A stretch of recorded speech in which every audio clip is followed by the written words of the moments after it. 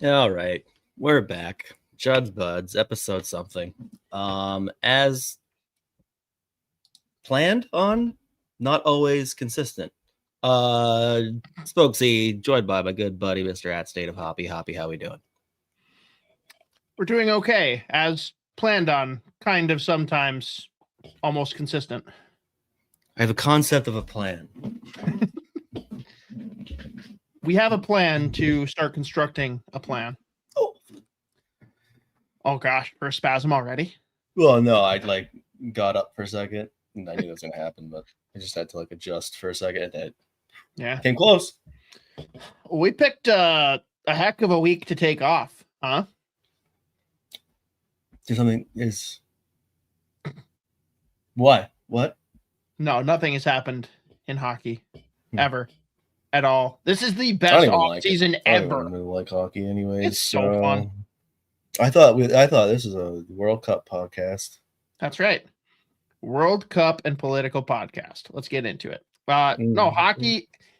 Has there been a more fun off season for hockey? Obviously, take aside any biases of what teams you care about are doing. Just across the league, this rocks. This is the best. And I think, let's see, we were last on here doing an actual episode 2 weeks ago or whatever. We were talking. I think I remember talking about curious to see where the league, there's always trends, and now with the salary cap going up by so much, finally for the first time in literally ever. Yeah. There's trends in college kids, junior hockey, all this going on, and I was curious to see one of the results was free agency sucks as far as no one gets to UFA. That being said, if it gets replaced with the chaos that we've seen so far, I'm in. If that means more offer sheets, I'm in. That's fine. I am with it. I like it with these teams finally.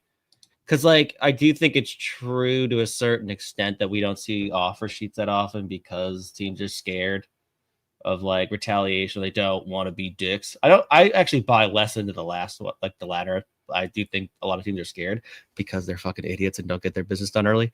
That's what I mean. It's so easy to defend against, but that's fine. Yeah, they're what is Danny Briere going to do about Porter Martone? He's going to sign him. What are you talking about? Sign him. Yeah, it's how about don't strong arm every single young player and set the precedent and give reason for your player to be yeah, I'm going to go see what someone else will pay me. Thanks. Mm-hmm. It's yeah, and then we'll talk about the offer sheet stuff in a bit. But if this is how it's gonna go, I love it. It's great. So again, we were all this UFA class, yeesh. And then immediately I was you know what? This is actually still cool though. This is fine. This rocks, dude. This is nuts. The NHL's we got you. Hold on. So yeah, no, it's great. Where do we want to start with that thing? Because we'll push the Wild stuff for a minute and let some people join in. I know a lot of the Wild people kind of tune in partway through. What do we start on offer sheets? Do we start on some of the really cool and really unfortunate moves that were made by teams since July 1st? We can go offer sheets, probably the biggest offer sheets. And it kills me that I have to say nice things about he who I hate, but Philadelphia Flyers, God bless you. This offer sheet, diabolical on several levels, but I just love that it apparently it is Philadelphia that is always sending offer sheets. I believe it was said that just this summer, finally the contract Shea Weber signed is no longer on an NHL book. And Briere's well, time for another. But let's talk about the player before we get into the offer sheet piece. You swooned over one Leo Carlsson in his draft year. Is throwing 18 sheets at him partially to mess with the Ducks and partially because you absolutely want this player, do you say, screw it, this is fun, this is the only way to get a number one center when Philly seemingly just drafts third line centers? Or is it even too far for you? Well, I mean, two things can be true. Like Leo Carlsson is a fucking dog. I mean, he's 21 years old right now. He's only getting better. And, this year puts up 68 points. And I mean, just an elite, true number one center in this league. Hard to come by. I think two things can be true. That's the exact type of player and an organization that I'm targeting as far as like if I'm throwing offer sheets out. Leo Carlsson and Anaheim, 2 targets right there. That being said, I mean, 18 sheets is outrageous. Like for most players in this league. Kirill Kaprizov will never be the highest paid player in the NHL. Never. We're good. We got it. We're good. We avoided it. We don't have to talk about it anymore. People aren't allowed to even bring that up anymore. Whenever he goes like one period of hockey without like 2 points. 18 sheets is outrageous. But that being said, like if you're going to target a player with a ridiculous offer sheet, if you're going to overpay a true number one center who's 21 years old, who's just about to enter his prime, that's the type of player that you do it for.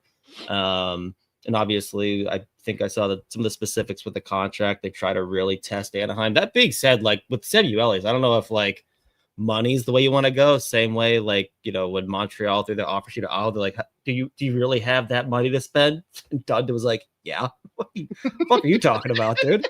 Check this shit out. And then like ordered the Caves to go back and Kotkaniemi a couple years later. But like, I don't know if doing it that way is necessarily like the way to like get Anaheim full, but I mean they timed it perfectly. It's the sequence of events leading up to this as well was insane. Like Zellweger traded, but then was it the AJ Greer? What was the was he making now? 4.5, I thought 4.5 or a multi-year deal. You still got obviously guys like Kreider on there, Killorn. You're looking to make moves now. Like you hear rumors that after that Carlsson offer sheet comes in, that maybe someone's going to throw an offer sheet at Michikov. Everyone knows 4.25 for Greer. And yes, how about the absolute panic pivot on Pavel Mintyukov, who they're like, oh shit, offer sheet's coming at him. Let's just throw way too much money at him. That'll solve the problem. 7.2 AAV for Pavel Mintyukov. Like you love Mintyukov. You've talked about him a lot. That's a lot. Yeah, I mean, again, but this is the type of contract they should be giving young players with as much upside as Mintyukov, like early. Like this is the type of player you do that for. That being said, it was very funny. It was like within like a couple of hours, all of a sudden Mintyukov was on. Which remember, like 10 months ago, he was like, "I'm out of here. Fuck this," because he was getting scratched every other game. They were basically telling him that we're never going to pay you big dough, and he was like, "This sucks. I want out of here." How much does it suck that we don't get to see an offer sheet thrown at Cutter Gauthier? Because he'd sign that thing so fucking fast. Oh yeah, great. That is really, I agree with you. I don't think that the money is as much of a deterrent as some people might think with the bonuses and whatnot. Like if they want to get it done, they'll get it done. The bigger issue here is they got a lot of players to sign here coming up, and you're setting the bar pretty freaking high. Like, how do you go to Cutter Gauthier and be like, well, he's not really worth that much. We just had to pay him that much. How do you go to Beckett Seneca and be like, yeah, like we're not measuring you off of this guy? It's just tough when you have this history of bullying players. Like, how are you going to get deals done with these guys without them going and trying to find something elsewhere? Right. Right. Well, that's the thing, right? Like, that's why, again, as far as if you're Philadelphia, you're surveying the league. And again, as the Philadelphia Flyers, you're probably your first target, no matter what's going to be Anaheim here, apparently. Like, let's go get that, motherfuckers. But you see, they're just now finally coming out of this rebuild that was unbelievably painful. Like the doldrums of that rebuild that hockey team was shocking. Like it was unbelievably painful to watch. And then they go out, they make a ton of really good draft picks. They've got all this young talent coming. It was like, when are they really going to show up and pop? Then like slowly, like Troy Terry was a really bright spot while, again, even when they were in their doldrums. They go out, they draft Mason McTavish high. Bye. And And then everything happens with like the Cutter Gauthier trade and then Drysdale. That worked out nice for them, obviously. But as they're starting to come into their own, now the prospects are all starting to pop. The young players are popping.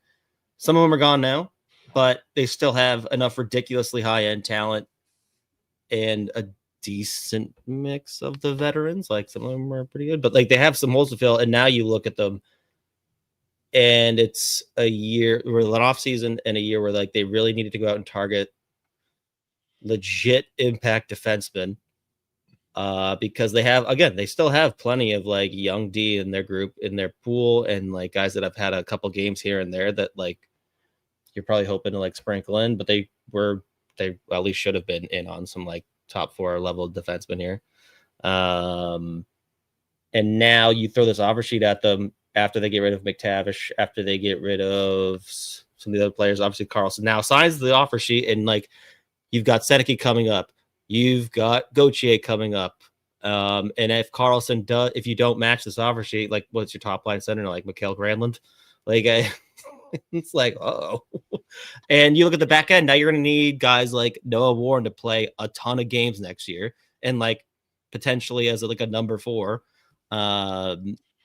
Tristan Luneau is going to have to be able to step in and make a big impact. And you're really hoping that you don't have to have like a Drew Hellison top pair defenseman. So now they have to get creative and like move off some contracts, move some money out, but they can still match it. But again, you're just making life unbelievably difficult for them. And like, they're kind of like flying by the seat of their pants at this point, minute by minute. Like, hey, we have to map out the next like 5 years of our fucking lives. That being said, this is an easy match. It should be. It should be. My brother, scumbag Philly fan, he's been texting me like twice a day. Like, yo, I read this. Like, I read that. Like, is it happening? Is it not happening? Are they going to match? I'm like, if they don't match, they're idiots. But I'll still say it's 60-40 just because, like, Anaheim is Anaheim. It's funny that you mentioned their D situation. I love the fact that every contract has been a battle except for one. Jackson Lacombe, our boy.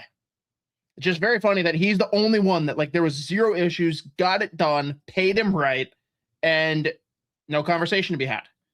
Everyone else, they fight tooth and nail. I don't know what it was about Jackson, but we're not mad about it. The Philly side of things here, again, love Danny Wheelbarrow Briere stepping up and doing this. If they don't get him, I don't know what their pivot is. Do they just go and throw an offer sheet at Fantilli next, or like how does this proceed? Yeah, what if they just start like just reacting by just nonstop throwing offer sheets at people? Like it's like I would love it. Elliot Friedman tweets out Philadelphia has 14 different offer sheets out right now.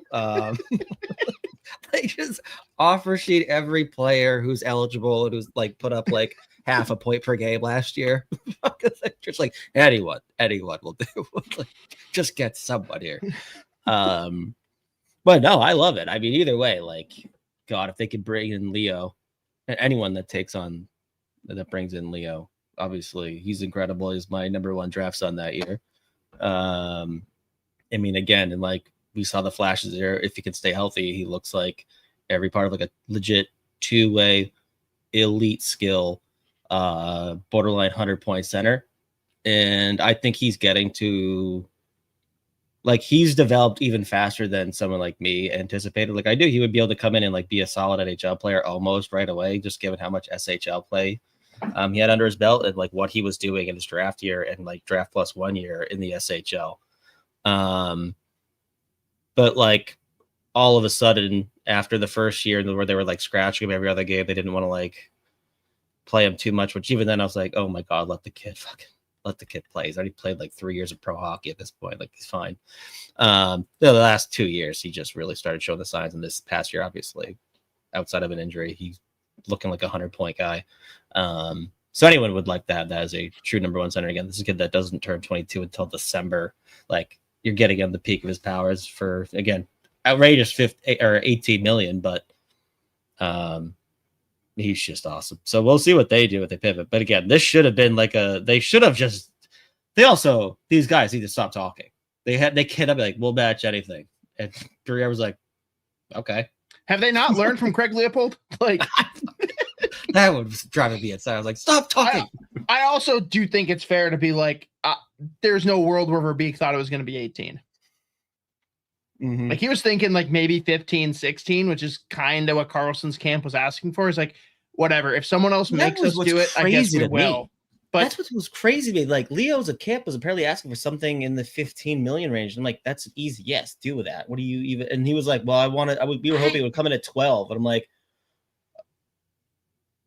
what do you think's going to happen? Is that crazy though? Like, take away, like, yes, I understand if he asks for that. Now you look back in hindsight, and I'm sure at the time you would have said, yeah, give it to him. But like 12 and a half isn't like a fuck you contract offer. Like that's a pretty reasonable contract fresh out of your ELC for a guy that, like, don't get me wrong, going to be sick. We all know that. He's not Macklin Celebrini, right? Like, I do understand the Ducks stance. At the same time, if he's digging his heels in and he's like, no, I want 15, and you know there's offer sheet rumors going around, it's like, dude, okay, 15, let's do it. Like, because it was pretty well broadcast. Like, people knew that an offer sheet was coming. Mm-hmm. That is the reason that I will say that it was dumb on Verbeek. But like 12 and a half, that's not the typical Verbeek, I'm going to grind you down bullshit, right? Well, I don't know. I've heard like multiple versions of it too. Again, like that was like the rumor was they were, I don't even know if they were offering 12. I thought it was like they were anticipating 12 and then like insulted by 15. Like that was another report that I heard too. And it's like, brother, what are you doing? Like, also, the whole league knows how hard you are on these guys with these contracts. You heard the offer sheets coming. True number one center when your cap's about to be, or cap's like at 100 million, 15 million for a 1C for a kid that's 21 years old on like especially if it's like a 6 to 8 year deal, that's a no brainer. Like that's where we're at right now. It's going to take like a lot. I think it's going to take people a long time to adjust like like a $10 million contract in a $100 million cap is. Like the whole percentage thing, it's crazy. Like looking just the difference past 2 years now. Yeah. But again, for me, like this is an easy match beyond just the fact that like even though it's gonna be painful to be like the cap hit just itself is painful. Samuel is some of the richest starters of the league. They have no problem dishing out this dough unless they really are pricks. And you know it's just under half of it's that first year or two of signing bonuses. After that, he's an asset that if you don't want him there, you can trade him very easily. And like, you think any team's going to be insulted if you're like, we'll retain $3 million. And like, well, no, we can't possibly pay Leo Carlsson $15 million for fucking, what was it, 4 or 2-3 years? What if they said $15 million? That's a steal. I would have signed him for that right away if he asked for it. Like, God, yeah, man, I wish there was 8 years on this deal. And plus, you look at where Philly's at. Again, they were a surprise playoff team, and then obviously surprise second round team. But you look at the state of the Metro, a couple of teams that made a bunch of moves, still up is all the way insane. I have no idea. I'll be able to give you a 10% accurate prediction on the on that division like 2 days before the season starts. Because I'm not good at this anyways. But like, there's a decent chance that all 4 of those first round picks are like, no sooner than like it's possible. Like you don't get any picks that are suited to 19, 20. But they should mostly be in the 20s, right? And it is, of all the teams, like, yes, you're right. Like Carlsson is the player to target. The Ducks are the team to target. But Philly, they over and over draft big, not the most awesome centers, and there's no path for them with where they're at now. If they're going to keep being a bubble team or at least playoff team, like they're not going to get a 1C in the draft. So why not throw 4 firsts at getting your 1C? Check that box. Like the rest of what they've done with drafting has been decent. There's definitely some questionable moves, but like, look at what they've done. They're big and they got some skilled guys. They just needed to fill that 1C hole. If the Ducks are dumb enough not to match, good for Philly. Yeah. I mean, like the only way that you could possibly like make it borderline acceptable to not match that is if you reach out it actually, because of the reporting recently, this isn't realistic. But if they took those 4 first-round picks and then threw that at Detroit for Dylan Larkin, but now Steve was like, we're not rebuilding. I was like, what the fuck are you talking about? He's been saying that, right? Like he doesn't want futures, and Dylan Larkin probably looks at that team. He's like, no, why would I want to go there without Carlsson? Pass. So I'll tell you what I was listening to. You want to talk about? I love Dylan Larkin, great player, definitely a top 6 center on a Stanley Cup winning team. On the right team, he can be a true number 1 center. On our team, pretty much. But you want to talk about every fan base that like overrates their player. Like, I mean, the amount of fucking tweets I'll just open the Twitters and I'll be like, what if Bruins? Werenski would be interested in the Bruins. What do you guys think about like a 2nd round low rye? What are we talking and it's about? both sides, right? Like it's crazy because like wild fans go out and scream delusion at Detroit fans for like what they're asking, but then on the flip side, what Wild fans are coming and bringing to the table, it's like, yeah, if I were a Detroit fan, I'd tell you to fuck off too. Like what? Mm-hmm. And it is a weird spot where a lot of people are asking now and talking about, hey, do we move on from Dylan Larkin? Like, is this saga over? And I mean, one, I don't think you walk away from it because what other option is there right now?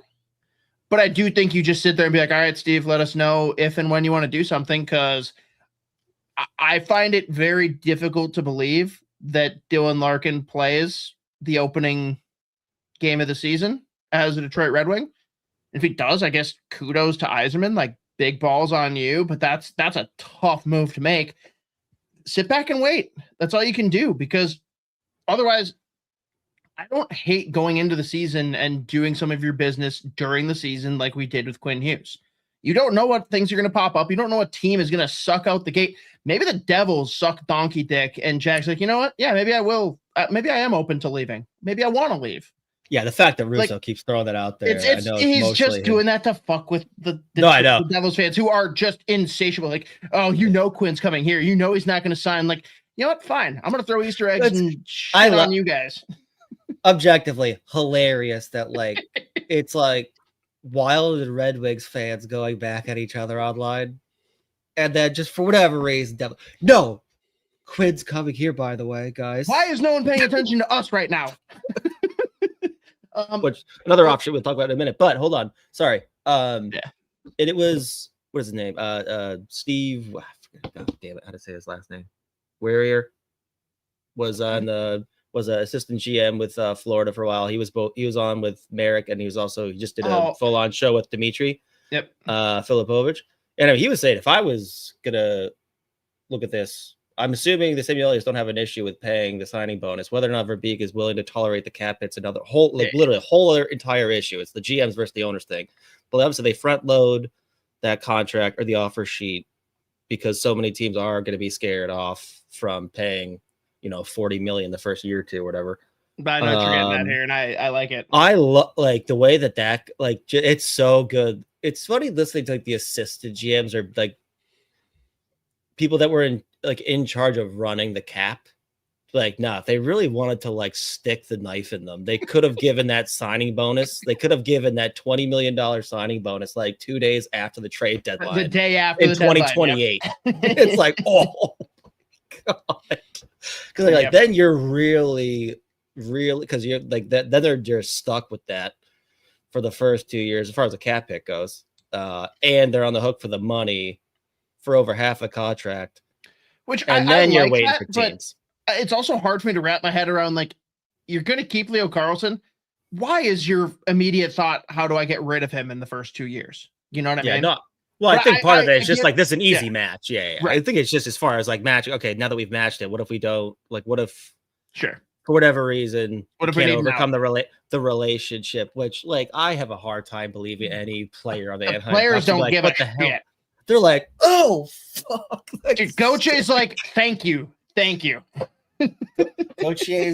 Cutter Gauthier, literally the first image that popped into his head was that the gif of the kid with all the money, the holding him up his phone. And he's just like, and I mean, this is like all of this is ultimately Verbeek's fault. So, 100%.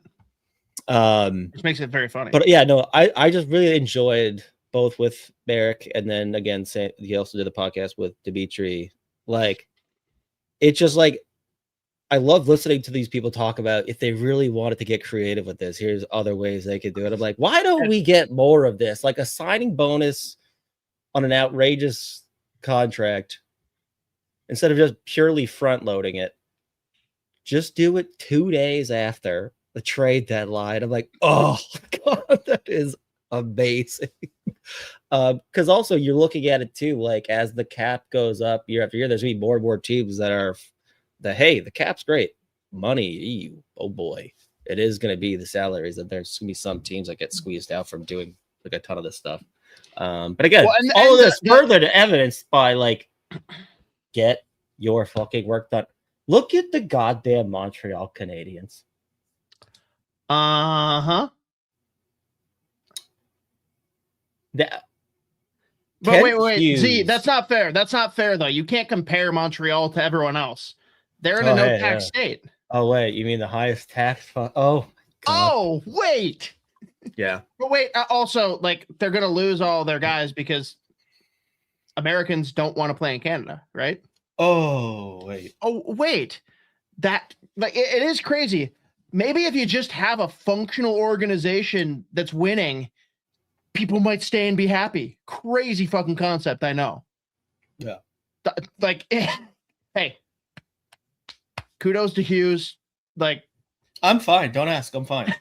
I don't want to ask. I am not prepared for that 3-hour couch session for you. I'm sorry. It's gonna be dark. It's gonna be dark for a long time. Man, that is nuts. And I guess because we've already seen like Montreal's doing their thing and everyone's on board, including Demidov, who just signed for a very friendly $9 million or just over $9 million. I guess what I want to ask is, everyone freaked out when Kaprizov held us hostage for $17 million. They're like, oh, now watch, he's going to wreck the league. Now everyone's going to go for it. Everyone signed for less.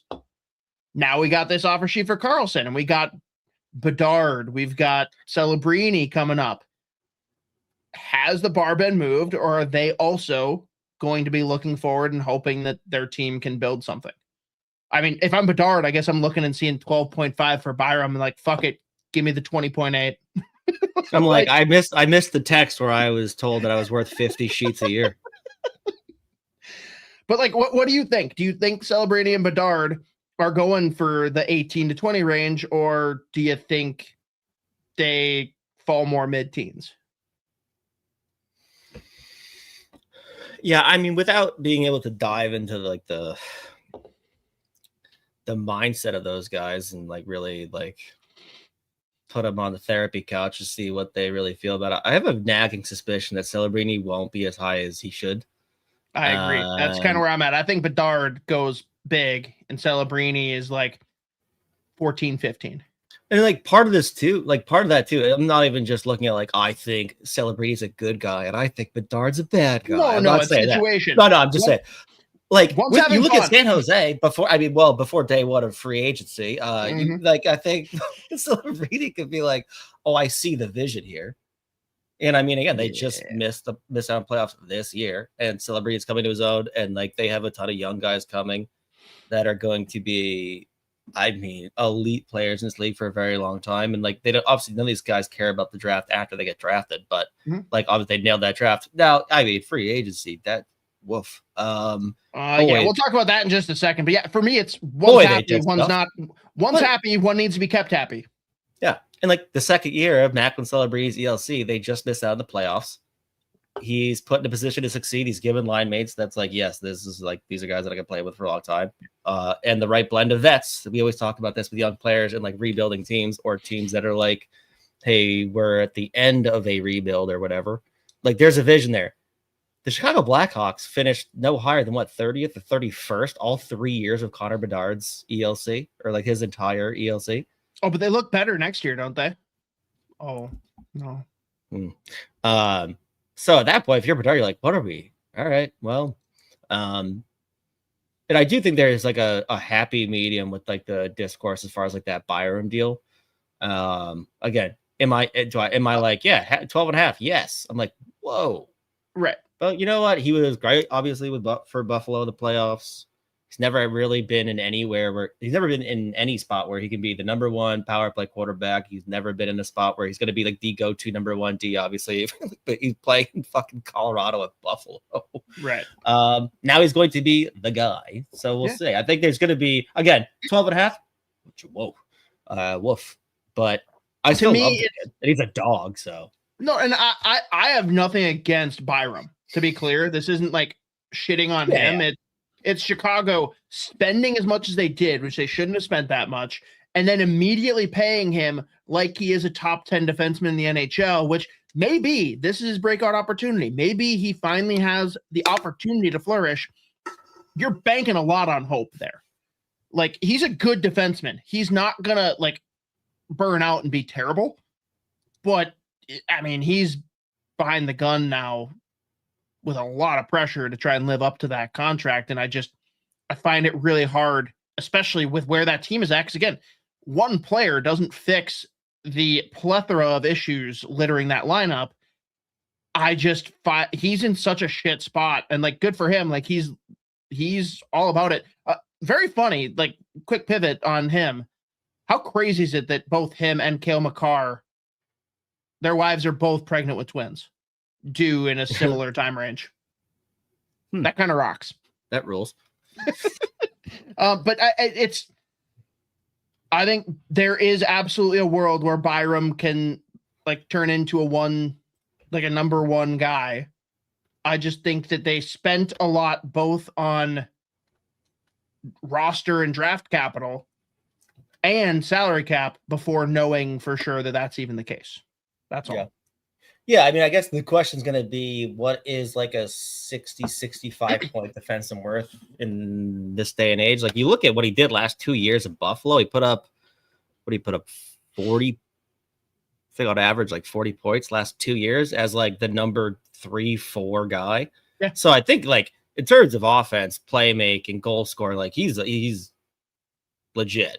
No shit. Like, he is a guy. And they're gonna give him the keys day one, second he goes in there, and like he's got a bunch of young, promising defensemen on the back end there. It's just like Lefshunov's year was a disaster. Should have stayed at Michigan State for another year. Kaiser's coming. I still really like him. They still have guys like Del Mastro's there, Rinzel's there, so they have like a fun group of Korchinski just like, is he just written off at this point? I wouldn't say fully written off. That's another kid probably wasn't fully ready yet. And then that, I think Rinzel wasn't ready either. Right. And we've seen flashes from both of them. Like, I remember the beginning, the first first little while there of Korchinski with the Blackhawks, like, given the situation he was thrown into, like, he was holding his own fairly well. It's just like, the past couple of years have been a disaster with Chicago. And as a young defenseman who probably gets thrown in there way too early, it's like a recipe for disaster. So, then with Byram, he's going to get the keys. Like, he's going to get even more power play responsibility. He's going to get more minutes. And like, it's impressive that I think in the regular season, again, average last 2 years, like 40, 42 points or something like that over 82 games. Like, as like a number 3-4 guy with Buffalo, that's impressive. And the year that Colorado won the cup, like, he was up there as far as like he was never going to get the Conn Smythe, but he was outrageous when Colorado won the cup that year. Like, he was insanely good. Obviously a couple of bad injuries, a couple of concussion issues, that's always scary. But at the same time, like, played 82 games last 2 years, maybe last 3 years. Actually, I think he's played every game. I think actually the year he got traded, just given the schedule, I think he played like 80. No, he got hurt that year too. Never mind. I was gonna say that year he was coming off an injury, wasn't he? Yeah, I think he only missed like 9 or 10 games still, though. But either way, like, he's put up impressive offensive numbers in a limited role, so we'll see what it looks like when he gets the keys. Again, 12 and a half, we'll see. Yeah, fair. Well, so I have 3 teams left that I feel like we need to talk about. I'm willing to go any direction you want and talk about others too, but let's circle back on San Jose. did Mike Greer just full out like take all the praise for his drafting abilities and be like, hold your horses, folks. Let me show you fuckers. Insane. Now I will say, quick pause. I understand part of what he did, but this is straight up. And I tried to explain this on our live stream last week. I had Brett on and Joe jumped on after. And like right before Joe jumped on, I'm explaining to Brett, you remember the timeshare episode of It's Always Sunny in Philadelphia? Oh, yeah. So straight up, they are in this meeting about timeshares and the guy's trying to sell them on it. And he's like, well, guys, listen. You buy one timeshare, sure, you're vacationing. You buy a second timeshare, you're actually vacationing for free. And they're like, wait. This guy's put himself over a barrel for our pleasure. He's saying that if we get 2 timeshares, we're vacationing for free. If we get 3 timeshares, we're getting paid to vacation. The guy's like, guys, I never thought about it that way. I don't think I can sell you 3. And they're like, oh, well, you just did. And the whole thing going to Frank, like in the coil, like, oh, did you take him for 3? You don't think he wanted you to buy as many timeshares as you could? I will not take criticism from a man in a coil. Basically what they did with going out and getting Kesselring, he big, and I like the bet on him. Like I had no problem with that move. Then I feel like where I'm going to give a little bit of grace. They went hard for Nurse, thought that was their guy, and it seemed like that wasn't happening because he wasn't going to open up to them on their trade list. So they go and sign for too much money, granted, but they go and sign Chicken Wing Man himself. And then it's like, oh, wait, Nurse is available. They're like, well, I mean, we already said we wanted to do it. We can't back out now. And they got 3 really big guys, and 2 of them are making way too much money combined. The question, would you rather have Leo Carlsson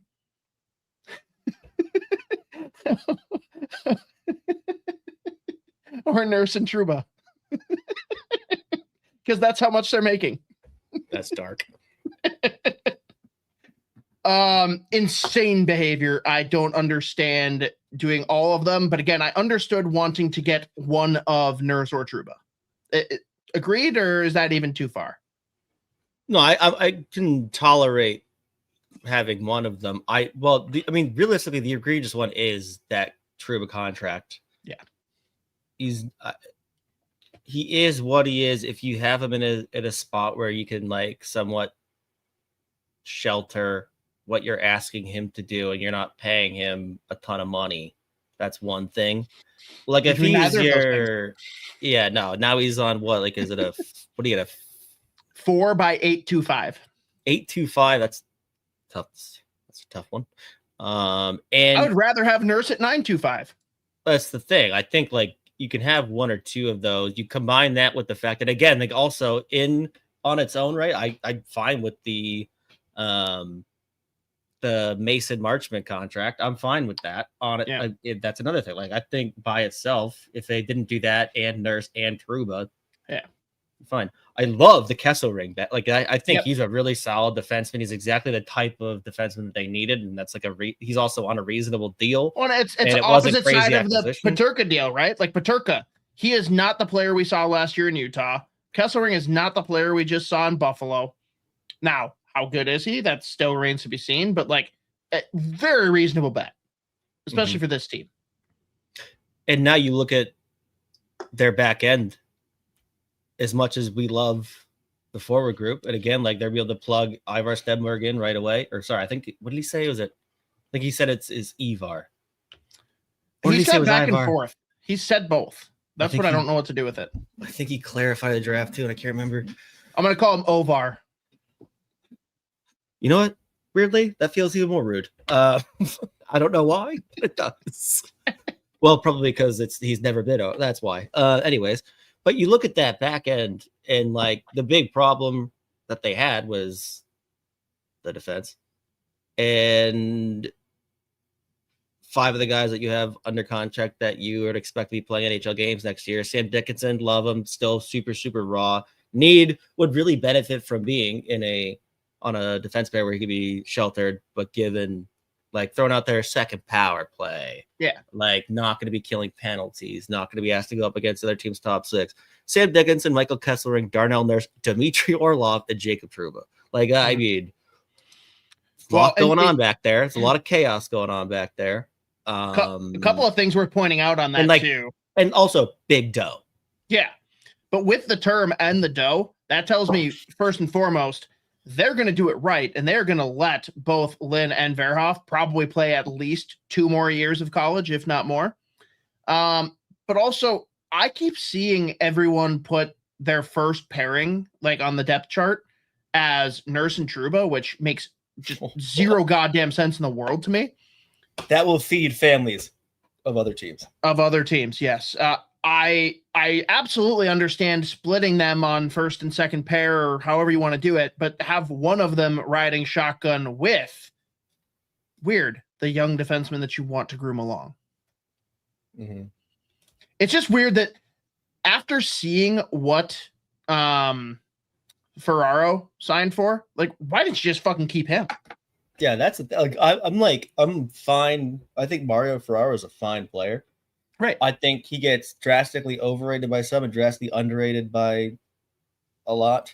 Yeah, I think so. Obviously, the happy medium, and like I saw that contract he signed, I was like, wait, very reasonable. Wait, was that on the table? That's why I don't understand it. Like, why would you not take him instead of one of Trouba or Nurse? I don't know. That seemed weird to me, but otherwise, I still do think, as weird as it is, I hate it long term. They are better. Like, they are a better team next year than they were last year.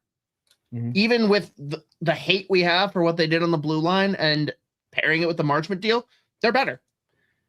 I think next year they reap some rewards from it, but I think 2 or 3 years from now, they're going to be like, oh shit, we want to add a couple players and we can't do that. Like, yeah. It's again, I think Greer had to come back down to earth. I think he was just getting tired of all the jock sniffers out there, but they were the weirdest team of. That's a very funny thing. Very funny in my head. If he was like, why? Hold on. Leave me alone, guys. I don't know why you think I'm so good. Stop fucking. All right, off the stand. That's it. I've had enough. All right, but look, anything else you want to say on the Sharks? Besides, they will be fun, even though they did really dumb things.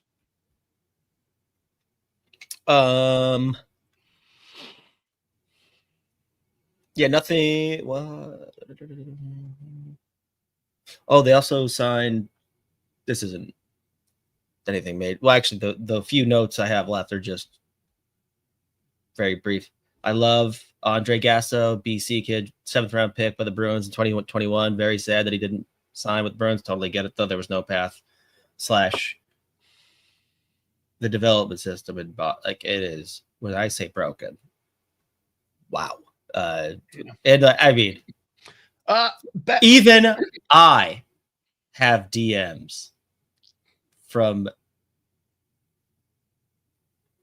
family members or people connected with players in Providence, and they're like, "This is shocking."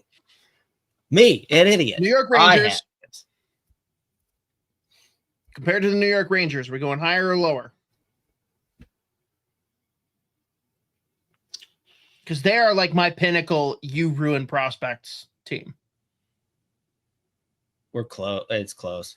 All right, you're narrowing the gap. What's weird is the fact that, like, you look at the Providence this year, they were the best team in the AHL, first round exit immediately, and every player there's miserable. Cool. But sorry, real quick though, excited for a fingers crossed full NHL season of healthy Igor Chernyshov. He stepped into that lineup. Yeah, he was fun. Oh my god, what a goddamn hockey player. He has to play with Celebrini, right? They were outrageously good together when he came in. Like, that kid, I love Igor Chernyshov. It was, again, classic. We'll talk about, actually, this is going to be a topic that comes up in a little bit here. it was half Russia factor for his class. Disgusted he didn't go first round. I think he the first pick of the second round, I think, or was that Sonny Wallenius that year? I can't remember if that was the same year or not. But they both went super early, day 2, either way. I think those were separate years. I think he was Chernyshov, man. My God, what a player! And like the fact that he stepped right into the NHL and not only fit in, like he was a top 6 fucking dog. Oh, what a goddamn player! Yeah, I'm excited to see him. Going to be fun across the board. And Stenberg, obviously. Yes, and Stenberg. It's man. And Misa. There's fun things. It's just goddamn. Why did we have to do unfun things? That's gonna be cool. Next one, do we want to just like skewer a team that we don't care for, or do we want to debate the merits of a team that we kind of sort of like? We're doing both. Well, skewer, I guess. All right. What the fuck is happening in Dallas? I'm going to leave it that blanket question. Like, what is happening? I think they don't know. I think they want to know. I think Jason Robertson has held them hostage, and I commend him for it. I love it. That's another funny thing. Like, no, don't tell me. If Jim knows, like, I don't. Not now. I don't know. I don't want to know. Don't tell me. Dude, it's so bad. Like, they've found several trade partners for him, and he's just like, no, I want to stay. They're like, great, so sign the contract. He's like, well, no, I want more. They're like, we're not going to give you more, so let's go find a trade. He's like, well, no, I'm blocking it. I want to stay. And now he has started the clock. He did file for arbitration, so they got, what is it, a week, or is it less to come to terms before actually going to arb? Is it a week? I can't remember what the actual. It might be less. Possible. But like that, and then the trade that didn't happen. Like, why? How does Dallas agree to a trade with Columbus without knowing whether or not Werenski will accept it? And crazy that Werenski turned it down. That was not expected. But now you got Thomas Harley, who's like, yeah, fuck me, I guess. Was it confirmed that that was in the work / done if they got the sign off? No, the trade was accepted. Yes. Like the trade happened and Werenski said no. That's crazy. Yeah. And like Harley's like, okay, what the fuck? Yeah. I'll tell you what, I got some of the most annoying fucking replies about now I remember that. Never mind. Cause I remember I tweeted about it, but I couldn't remember if it was something that it was like they were talking about it, and then Werenski was like, "Hey, hey, man, what the hell?" Which again, not even half. I would put less than half of that on Werenski's camp or whatever, and a lot of this on Don Waddell. Some of the stuff these guys are doing, I'm like, how do you what are you doing? I guess we're pivoting from the Dallas Stars, and like, yeah. Does anyone in the world believe? Sorry, well, this is going into the. Well, I know, but like, does anyone in the world believe the joint statements that were given? Werenski is not happy. He is not staying. He will not be signing an extension there. This is all just like lipstick on a pig so that he doesn't have things thrown at him by fans on opening night. Right? I mean, I don't know. Like he's had multiple opportunities to leave over the past however many years, and he clearly like. And again, this is like that was before USA empowerment. Well, right, and I don't. Again, it's the whole thing. It's just a fucked up, weird situation, and like I mean, again, Waddell really not helping himself with like some of the shit he's pulled off, and then like what he's let leak out or said himself to the media about like contract negotiations. Like they had opportunity like to not do this with Marchenko, and now he'll be there next year unless they get like a ridiculous trade package. But like they've kind of like again I promise this is going into Dallas here, but like it's okay. At this point with like some of the situations they've got going on with some of their best players, it's almost like, okay, not only do we have to make the playoffs, like we have to like go on a legit run here. Otherwise, these guys are gonzo. But I mean, they've had situations the past couple of years where like they've been like, well, we just didn't really want to. We weren't sure if we were ready to go that many years. We wanted one less year. And they wanted one. I'm like, what are you fucking doing? Stop. You know what? Number one, don't let that leak. Oh, wait, you said that yourself to the fucking media? What are you doing? It's almost like they've now. He actually has a live tweet thread talking about all the details and negotiations back and forth. It's Kevin Durant. He thinks it's coming from his burner. You know, like Jesus fucking Christ. Oh my God. Some of these fucking some of the shit that these managers have been in the league for like 20 years. Like it's unbelievable watching how fast they are not able to pivot and like adjust to the new NHL. I'm like, what do you mean these players won't let us dictate every part of their lives until they're 30 fucking years old? Dude, see, how about this too from Thomas? The shit being spewed by insiders, quote unquote, on Twitter that have quote unquote sources on the team league wide is absolutely stupid right now. I mean, how many times has Pagnotta said something and immediately been dunked on by Friedman? I'm starting to feel bad. He keeps doing it. He keeps doing it. It's so funny. I'm obsessed with it. I forget what was going on, but he was like, oh, by the way, Giroux to the Flyers is happening. It was like just a random. I think it was actually the Carlsson saga. I think it was right after they said, oh, by the way, they're also getting Giroux back. And then, like 2 days later. Nope. But anyways, sorry. Boy, yeah, no, it sucks because obviously, like the way that, like, if you're Dallas and you're really not sure how much you want to give to Robertson, because I forget do you remember what they said what the rumor the difference is? Because I feel like it's they want to give him 12, he wants 14, and they're like, dude, give that. All right. It's like, do you bridge at 13? Do you give him 14? Like, do you bend the knee and let him win after all? Like, it's reached a point where, like, I almost understand Nil wanting to fight it and be like, we've gone through this so many times. Like, take it or let us trade you, because we've sent you to teams that will give you 15. Mm-hmm. You say you want to stay. It's like, come on, dude.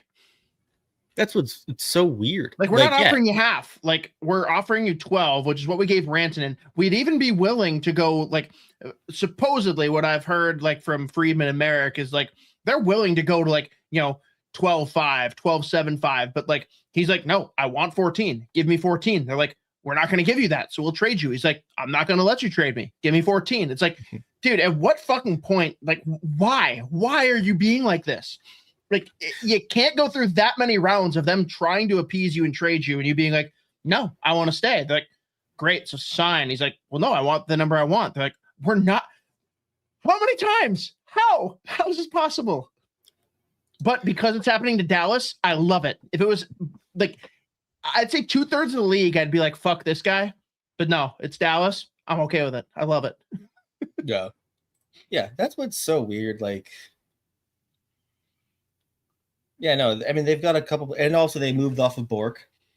So they're worried about that, which I love that for Nashville, by the way. I love that, Campbell. And I think there were some people like throwing out. I love that I keep going to other teams, by the way.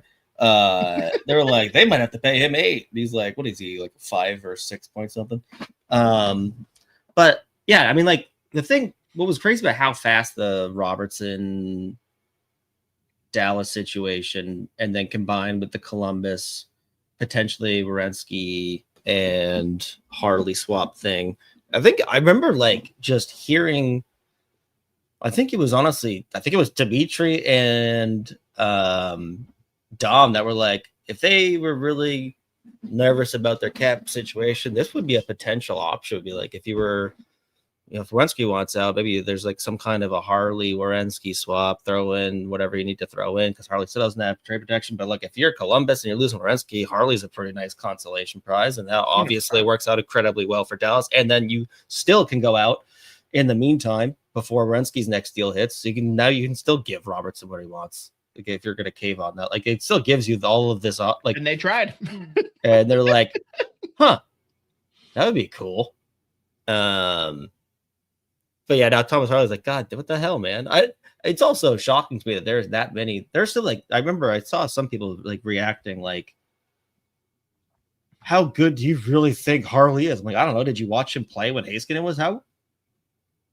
Did you watch like what he was like? This wasn't his greatest season ever. Did you see who he was fucking playing with? Like he had like 5 different D partners in that series against Minnesota. They like couldn't find anyone to play with him.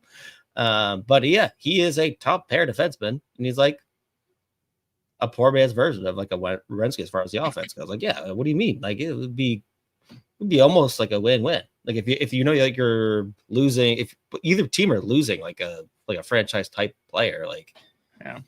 Dallas be able to even upgrade with Werenski, and then if you're Columbus, you still get a cost-controlled $10 million Thomas Harley, who's like, I think there was another player going too. I can't remember who it was, but yeah, like that seemed like a very reasonable trade. And the fact that Werenski's like, no, I don't want to go there, that caught me because yeah, like again, the no state tax, whatever, but like they're a contending team, and you absolutely move the needle in the right direction for them. So either he was like, yeah, I got these 1 or 2 spots and like, that's it. But for 2 years, like, why not go do it? I don't know. But now him staying and like literally just cowering back is interesting. He's the first one to do that. Yeah. I mean, I'm at the point where I'm not even really 100% sure what his mindset real. Obviously, I'm not 100% sure on what his mindset really is because there's been mixed messages. But I do wonder if it was part of it was like, hey man, I don't know anymore, but I really like it here. Be great to get back in the playoffs, challenge for a cup here. Bonus called me a jellyfish. Sorry. I can't believe he did that again. But God, some of the media hits that Werenski's had to do about people talking about fucking Columbus. Like that's the thing, dude. Like he's like going, like he's always been the guy writing for them. So I do think like he obviously loves it there. He loves. I think that for him too. I think that's part of the like backpedal. Mm-hmm. He takes a lot of pride in like it's him and Rick Nash. Those are the only 2 guys you really think of when you think Columbus Blue Jackets. And the idea of the fans like despising him and like lobbying against him, and his own beat writer coming out being like, yeah, you're the fucking problem, dude. Like I think that was enough for him to be like, all right, I'm sorry. I still don't think it means he extends and stays, but he's like, I definitely don't need this. Like, I don't need people messaging me, my wife, whatever. Like, fuck this. I'm sorry. Please let me stay. Thank you. Your computer broken?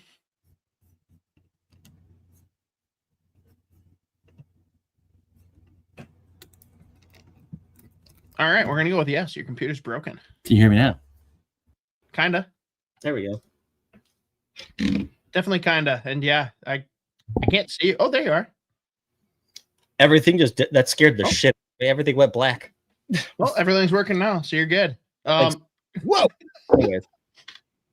So yeah, Dallas though, they were not on my short list of teams that I thought were going to be battling things this summer. If anything, I figured they'd be able to swoop in and do whatever they want.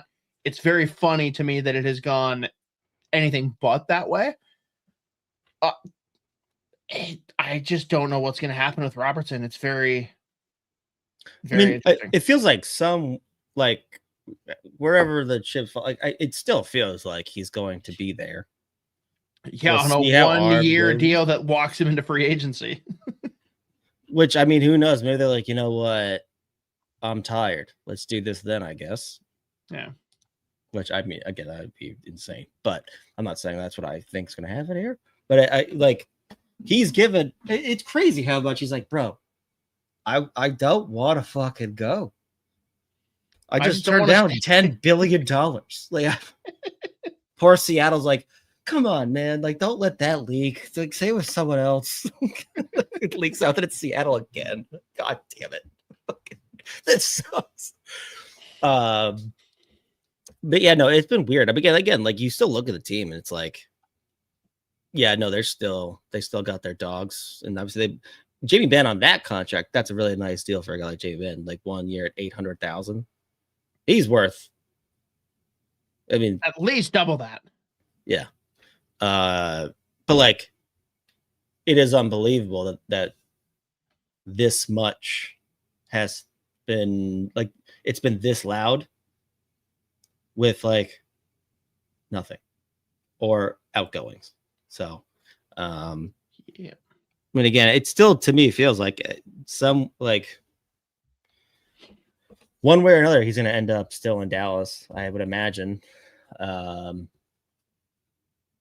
But it's crazy to me that they're playing hardball this hard with Jason Robertson. Because like, if they're really 1 or 2 million apart, and then their camp is saying, "No, we're not going. Like, this is where you want. This is what we want." I can't imagine like, no, Jason Robertson, no, thank you. Not possible. I think they're holding too firm to Rantanen's contract, being like, Rantanen's better. Yeah. But it's also like, yeah, he signed it 2 years ago. That's why. It's and tough. If I'm Robertson, I'm like, did you see how the playoffs went this year? Yeah. What have I done for you lately? Oh, wait, everything. So literally since last playoffs? Have you? Yeah. Nope. Again, I get it, but it's also like I blame the team for the most part, but like after several trade attempts and him continuing to be like, I'm going to block it because I want to go nowhere but here. So come up. Like, no, dude, like, no, at a certain point, if you want to stay here, let's sign and stay here. You know, he's not willing to go anywhere. So I think that's weird behavior, but hey, all the power to him. Keep messing with Dallas. It makes me very, very happy. If you're Dallas, you have to be like, fuck. Hell yeah. Fuck. Dallas fans are very confused, and I don't blame them. The other team then that we got to talk about, our side piece, the Utah Mammoth. What'd you think about that Trocheck deal? I don't mind it.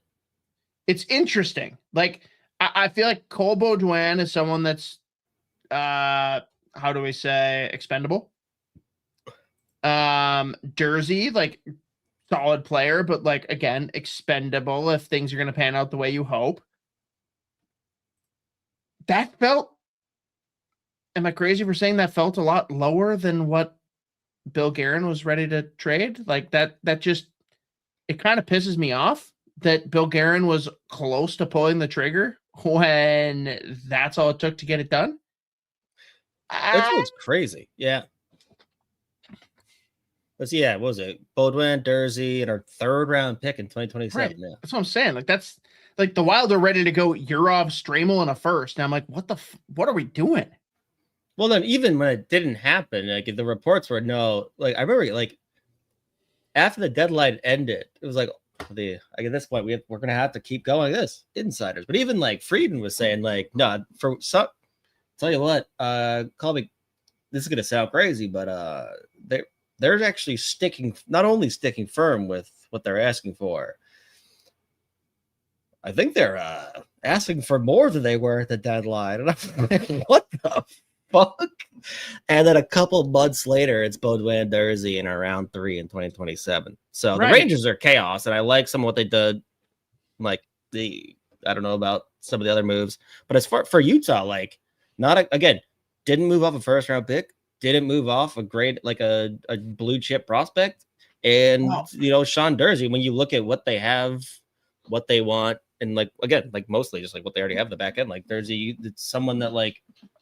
If you lose him for a guy that could fill the role that Trocheck's going to play, not the worst thing in the world. I mean, kind of unnecessary, right? In a sense, like your top 2 are Cooley and Schmaltz, right? Mm-hmm. Like, yes, it makes you better and it's a good move, but like that didn't feel like a necessary move for them, unless it's just that you wanted to like exploit the picture of Logan Cooley when he was 12, taking a picture with him. Which is kind of cool. Yeah, and again, like you can go like down the middle. You got Schmaltz, Cooley, Trocheck. Like that's pretty good. And then you're not forcing guys like Desnoyers and earlier any other like centers they have. Well, you're forcing Barrett Hayton right out the door. that is a beautiful. The 666. Unbelievable. You also, there's no way that someone did the math and figured that out. Like they slipped to someone like, hey, act like you did the math, and this is what we did. Thank you. Sonny that is like, nah, yeah, I did. Dude, Bill Guerin's gonna offer sheet someone, and it's gonna be 420 short. Edvinson. Throw it at Stevie Y. Oh my God, Eisenman might die. Now, quick, because you bring up the Rangers and their business, this is going to be a double ricochet shot, but one that I know that you're passionate about. Dorofeev gets, what was it, 11.5 on his deal with the Rangers? In what fucking world does it make sense to get rid of Dorofeev, who would make 11.5, and instead pay 8.5 to Rasmus Andersson, who did dog shit and didn't fit at all with your team? When I tell you that I thought about mapping out a Stanley Cup parade for the Boston Bruins because they didn't give Anderson that contract. Now, again, I have a nagging suspicion, and I actually think the Vegas odd makers will agree with me that the Bruins are probably a lottery team next year. They might be a fringe playoff team. I don't think so. This team is, well, I mean, in this division, woof. Are you just saying lottery means not making the playoffs? Because I guess technically you're in the lottery then. Okay, then I guess fair. But I do think they'll be. I don't know. We'll see what happens. They have to make several more moves here because they have like 18. They also, well, I mean, beyond that, they have like 18 legit AHL defensemen like signed. Like, what the fuck is going on right now? What are you doing? Yeah. But when they did not give that man that contract, I was girl who is going to be okay meme-ified. I've cried twice in my life. Once was at the Grand Canyon. The second time was when the Boston Bruins did not sign Rasmus Andersson as a free agent. You know what it is, though? I cried twice in my life. Once was when the rumor was they were going to give up everything they have to bring in Rasmus Andersson and immediately give him a $9.5 million deal. The second time I cried was when they were not afforded the opportunity to give him $8.5 million. Both are related. And I feel bad about that because he's still a decent enough player, but not that. I was like, all right, do that. By the way, people that just don't watch a lot of Pavel Dorofeev are like, that's crazy. Like, nope, that's fine. I'd give him that money. But anyways, Utah. Yeah. As far as the acquisition cost for Trocheck, that's fine. You're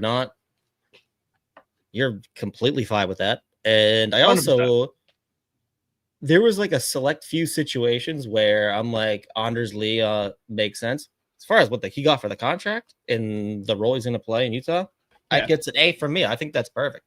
And sneaky, I'm not saying it will happen because I've heard no rumblings about it, but like, is there a team where it makes more sense besides the Buffalo Sabres to put a big boy package together for Connor Hellebuyck?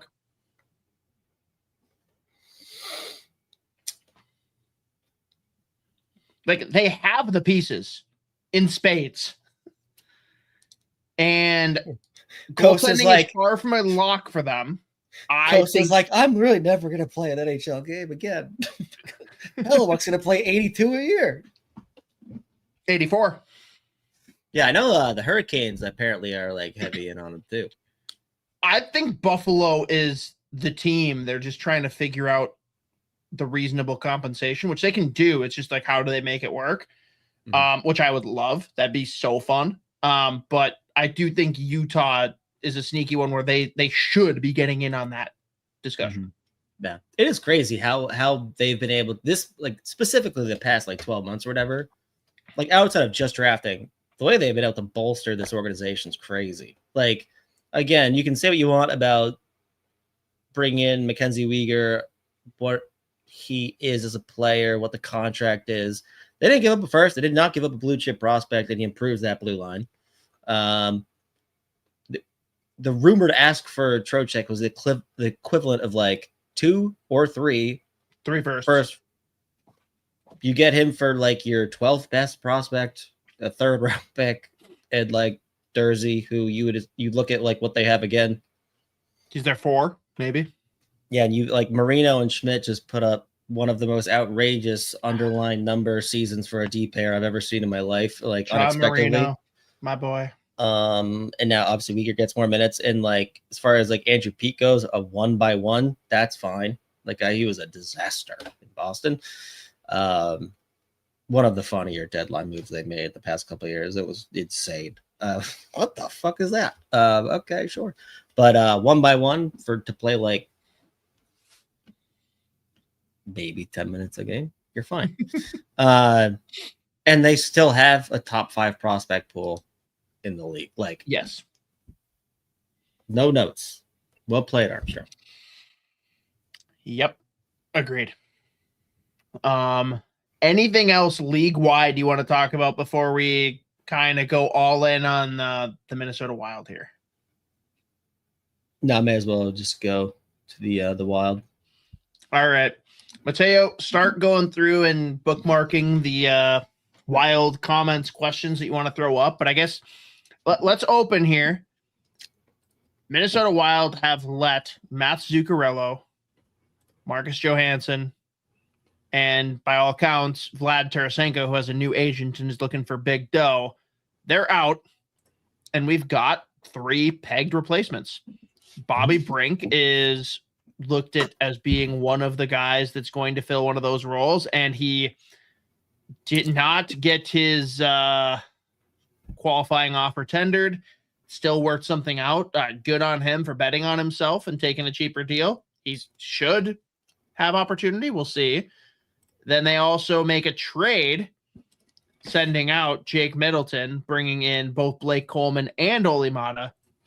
And then they also sign Maxim Shabanov, who apparently was a guy that they had targeted before he signed with the Islanders. Things didn't go great there. Now he's here. I'm just going to pause and let you start where you want among those pieces. Like, what stands out to you, good or bad, across that group? Yeah, I think initial reaction to the Zuccarello thing was, again, if you remember, I talked about this in the middle of the playoffs. I was like, when he was out of the lineup, I was like, I think it might make sense to, as ridiculous as it sounds, because he's so crucial to this offense, obviously. I think it might be time. Like, I mean, you might have to just force this issue. And I love the guy. What a goddamn player. Ridiculous tenure in Minnesota. Like, you look at, remember that the first contract they signed, everyone was like, people freaked out. The Lizard King? I was opposed. Let's be clear. I thought it was a weird signing, not because I've always loved Zuccarello. Like, he was basically my Marty St. Louis Jr. Like, I really liked him, which is crazy for me to say about a New York Ranger, but I really liked his game. And I didn't like the contract.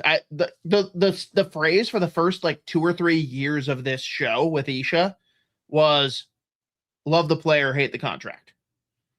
He shoved that up my hoop so far. Like, I literally have after nothing year 1. but positive things to say. Mm-hmm. What a fucking hockey player. I love that guy.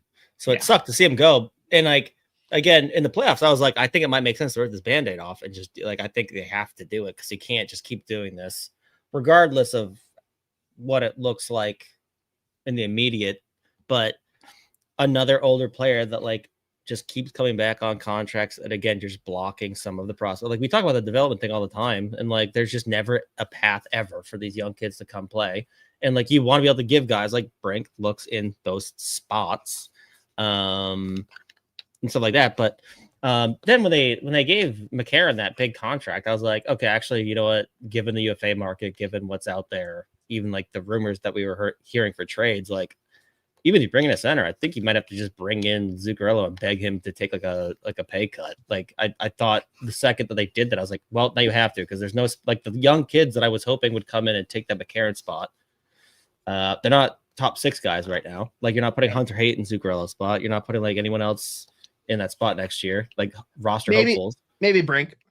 Well, that's what I was like, and I couldn't tell what they were really thinking about Bobby Brink or anything like that. So I was like, well, I think now you have to, like, if you can get him to like a 1 by whatever discount you could possibly get him to take, I think you have to. You haven't brought up the elephant in the room yet, which makes me kind of happy. We got to talk about a guy that I've talked a lot of shit about. Well, I was just working up to the point here. Climax, yeah. So all I'd say, like, it sucked to see the fact that he definitely wasn't coming back. And again, the second they signed them a McCarron contract, I think pretty sure I'm out here saying I think they have to bring Zuccarello back now because there's no other really options right now. But they have to. Like, I was against it before. Not even against it. I was like, I think it might make sense to not bring him back. But then the second McCarron gets a 6-year deal, I was like, well, five maybe. I don't remember. 5 or 6 year deal at that dough. That's a spot that, like, ideally one of the younger players would have taken. So okay, they're not ready to take the top 6 spot. UFA market sucks. Don't really know what's out there for trades. As far as like a top 6 forward, anyone that you're bringing in on a trade, you're saving for that center position. So okay, I guess it makes sense now. Mateo says 6 by 3. 6 by 3. 6 by 3. Yeah. I think it was 3 something. Well, so then it sucks to go. But I'll tell you what, I'm all in on the Coleman Mata trade. I think that was a great trade. That's a phenomenal trade. We talked about how, this is a Jake Middleton. We love this man. This is a podcast that loves Jake Middleton. But you look at Blake Coleman. I'm pretty sure I brought him up 2 years ago. I was like, he is the most Bill Guerin man. What's going on here? Because what the results that he's been able to produce on such a dog shit Calgary team last year. Like, he tries plays, obviously, ideally, like elite third line guy, fine second line guy in the right situation. He still drives offense. He's obviously like a ridiculously good 2-way guy, hits everything that moves well. Like, he's just such a good player, and he fits this system exactly the way that Bill Guerin wants his team to play. I think he's a perfect fit. Ole Mata is what it is. Like, it's I went back and like went through some of the underlying numbers for him too. I was like, this is better. What the hell is that? The foot speed, big problem. It will give me never-ending nightmares if we have 60 games. 60. And by 60, I mean 16. Third pair, Mata Bogosian. Oh boy! Thank God they brought David Hunt back on a very nice contract, 1 by $900K. But that also tells me, I don't know if he's be playing that much. Dude, my first 3 posts on Twitter after the trade happened were in order: love Coleman, and then 2 different ways of saying I am terrified that Bill Guerin is going to put Mata and Bogosian together and think it's a good idea. That scares the shit out of me.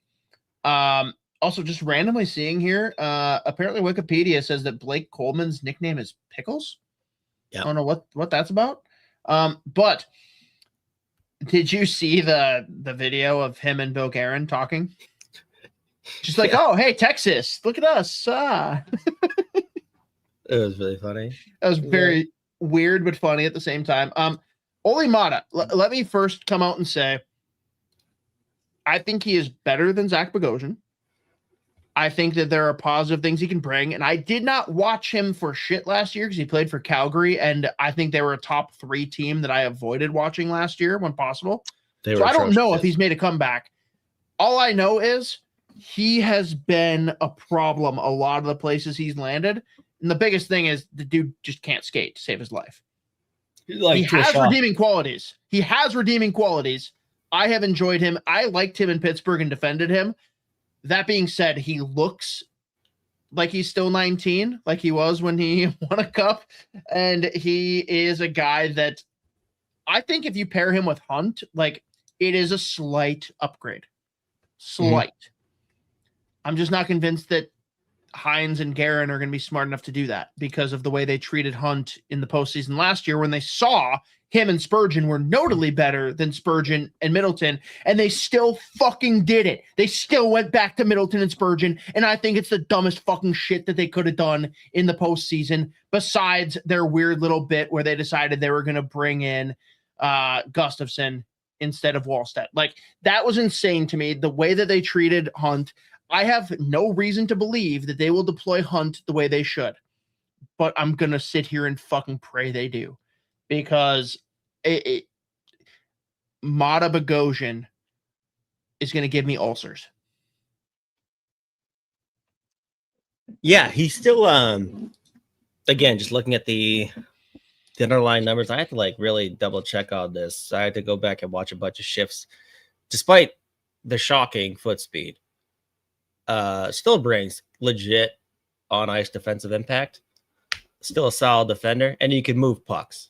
And he also, thank God, he's aware of the foot speed, so he's not gonna be. He never tries to transport the puck out himself.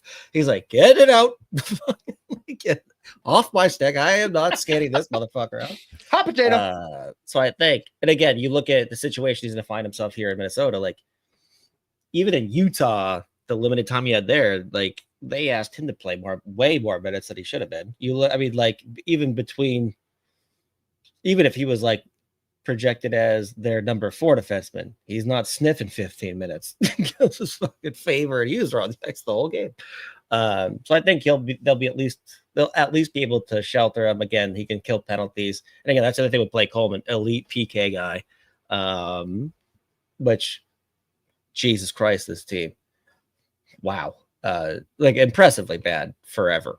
Like elite bad. Coleman. Yeah, so Coleman's good there. Coleman, again, big thumbs up there. Yeah. So that being said, if they refuse to play Damon Hunt, riot.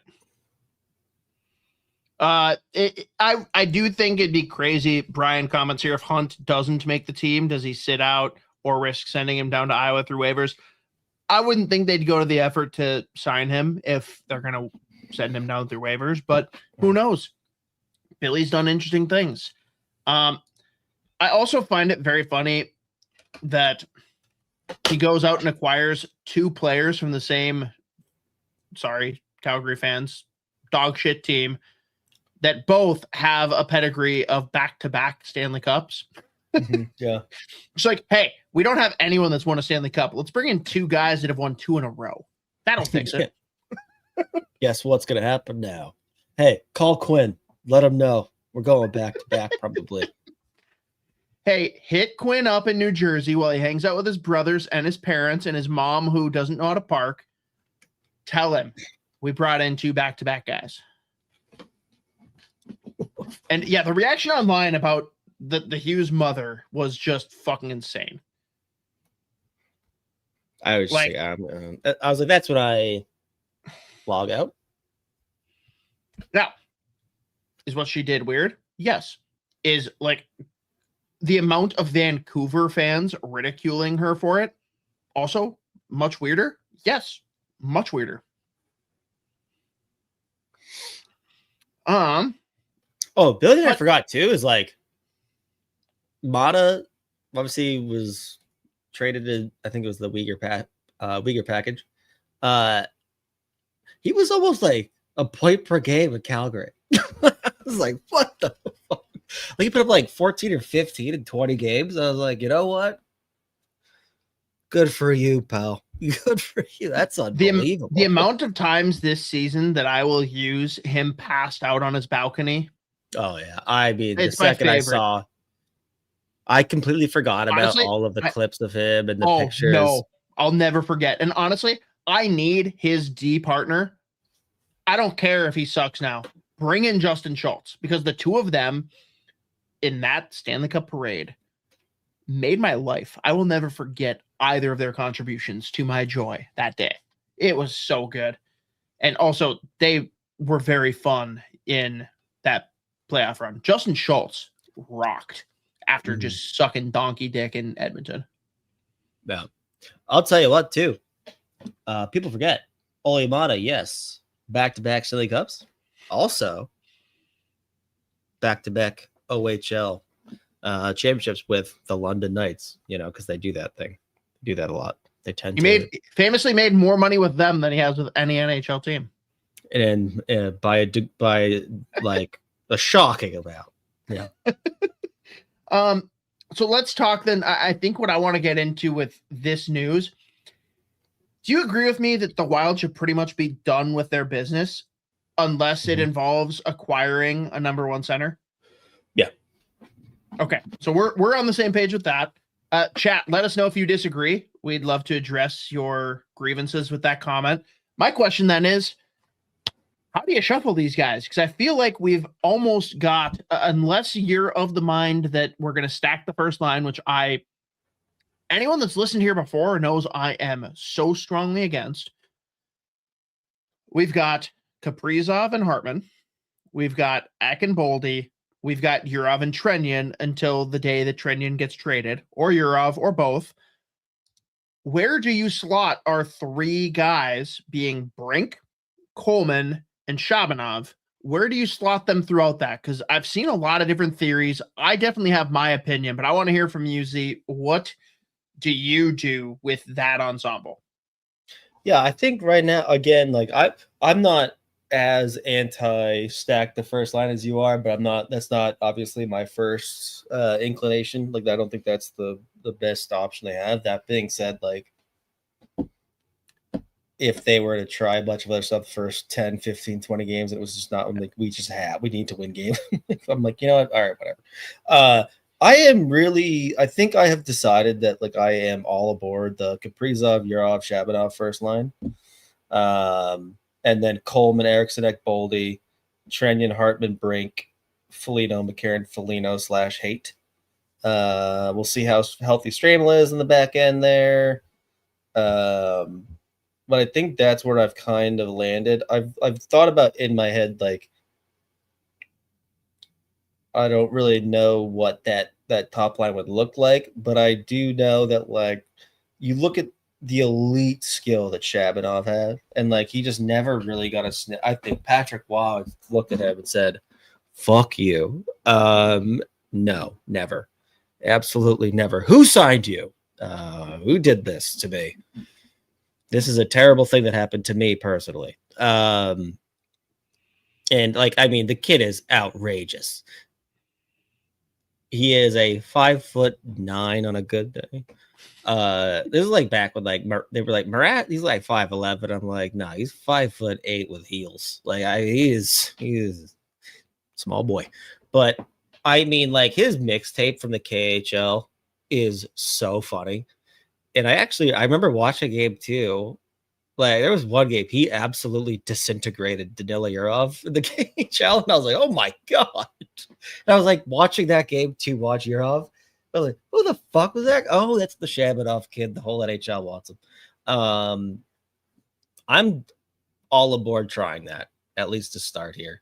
And I know that, like, Kaprizov, obviously his whole thing was, I love playing with Hartman and Zuccarello. Well, Zuccarello's not here. Hartman, if you're winning a Stanley Cup or you're challenging for a Stanley Cup, as much as I love Ryan Hartman, he can't be your top six center, at least for right now. I want to see Yurov get more minutes, get more reps, get more offensive looks, because the kid does have some legit skill. You look at the amount of scoring chances he just, like, missed, like the amount of posts he hit last year, and just, again, some of the, like, tap-ins that he would miss too. Like, he's just, like, fighting himself. The few shifts that he was able to go out and have in front of the net, he's like, oh shit, here I am. Look at that. What do you know? I think that could be a very fun top line. Again, not your prototypical, like, we're challenging for a Stanley Cup top line, but I think that could be very fun. So I want to give that a shot. And I also just think about Ryan Hartman and Yakov trying to play on the same line, and then Bobby Brink, give him a lightsaber. Cover not. That's gonna be locked in for lore. Like, give Bobby Brink a lightsaber. Yeah. Okay. Interesting.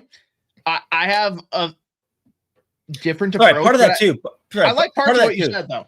Part of that too, by the way, was, like, this is me just looking at it again. I do think right now, outside of Steve UI really deciding, you know what, get Dylan Larkin off of my team. Right. I'll take whatever you want to do. I just can't see. And again, like, we haven't really heard about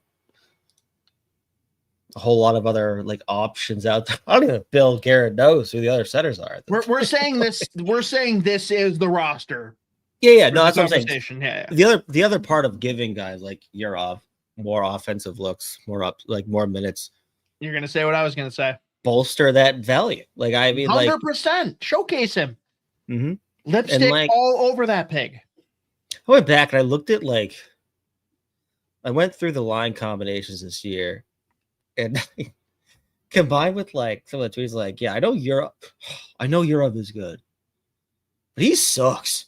And I was remember some of these reactions, and I was just looking at his line mates, and I was like, what the fuck was he supposed to do?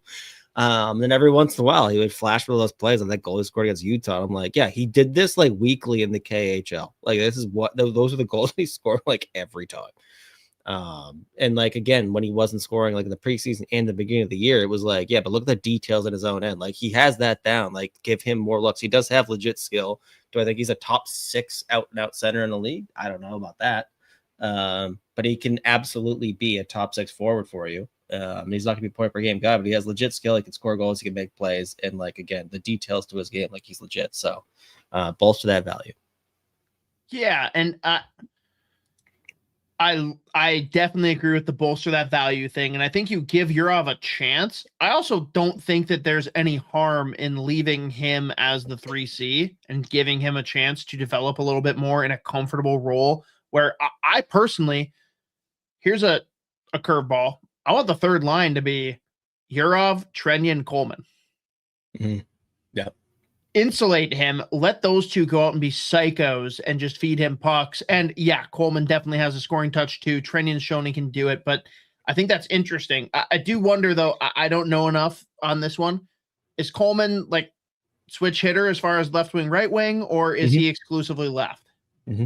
Yep. Okay, then I love that. Again, I don't hate your take on putting Yurov as 1C. In fact, I'd love to see them do that out of training camp and in the preseason. And if it doesn't work, flip, because the Hartman and the Kaprizov thing is something you can always go back to. But I'm with you on the Shabanov thing. Get him with Kaprizov. Let Hartman center them so that there's some continuity there for Kaprizov. But let Shabanov just go out and see if he figures out something with Kirill and all of a sudden sparks fly. I want Bobby Brink to get 5 to 10 games minimum with Eck and Boldy. I see that line working so well together. And that's not to say that you can't put any of the other. I was going to say, if you wanted to switch with the lines that I throw out there, if you wanted to switch Brink and Coleman, I get that too. Cause I think even in what I had there, a Trennan, Hartman, Coleman, that's a scary line. And then follow up with the fourth line of the Felinos / hate. And McCarron. McCarron's I have a gun. McCarron's I have a gun. I brought a gun. It's why do what? Because I'm worried that Zuccarello's going to assault me. Yeah, did you I can't wait for that game against LA, by the way. Between those two and the continued disdain for Doughty, that's going to be must-watch television. But yeah, so I think, again, I like the versatility, though. We have a lot of different ways to shuffle these lines based on some of those pairings that we've kind of established. And to your point, I do think that Yurov and Hartman can flip-flop, but I really I'm going to be bothered if it's Kaprizov, Eck, Boldy. I want Eck and Boldy together.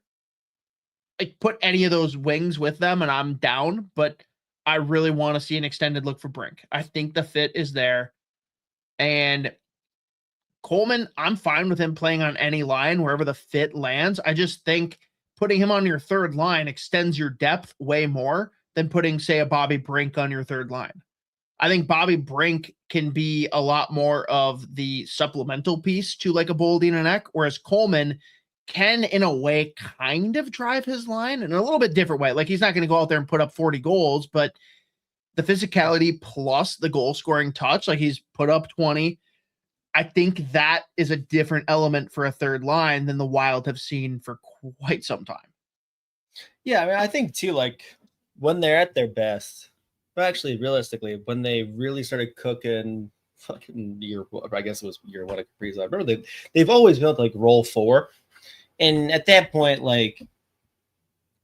the difference in minutes between that was like when we had like the grief line or whatever. That third line still like they're playing like for half the league, that's second line minutes. So it doesn't really, you know what I mean? Like I don't think it's necessarily like this is clearly first, second, third line. This is what it looks like on the roster, but like these guys might be playing like pretty close to the same amount of minutes. You know what I mean? I care less about the first, second, third line designation than I care about having a third line that can contribute as much as the first two. Not as much. That was egregious. But having a third line that can contribute and you're not just a two-line team. Mm-hmm. Yeah. But I'm with you on that. Yeah. Yeah. It's like, and again, as much as I know this is, you don't like this. The only appealing thing that I'm like, man, that could be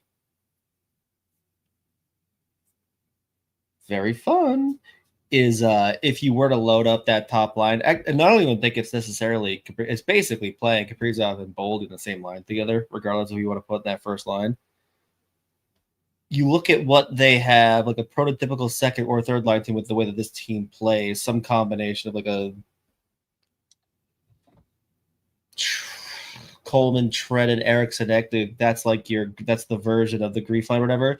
And then you tell Matt Boldy, hey, yes, I need you to defend when you're on the ice. But if you unleash that boy to just like you and Kaprizov, you have the puck. I mean, the whole time you're on the ice, you're going to have the puck. It's just very fun in my head.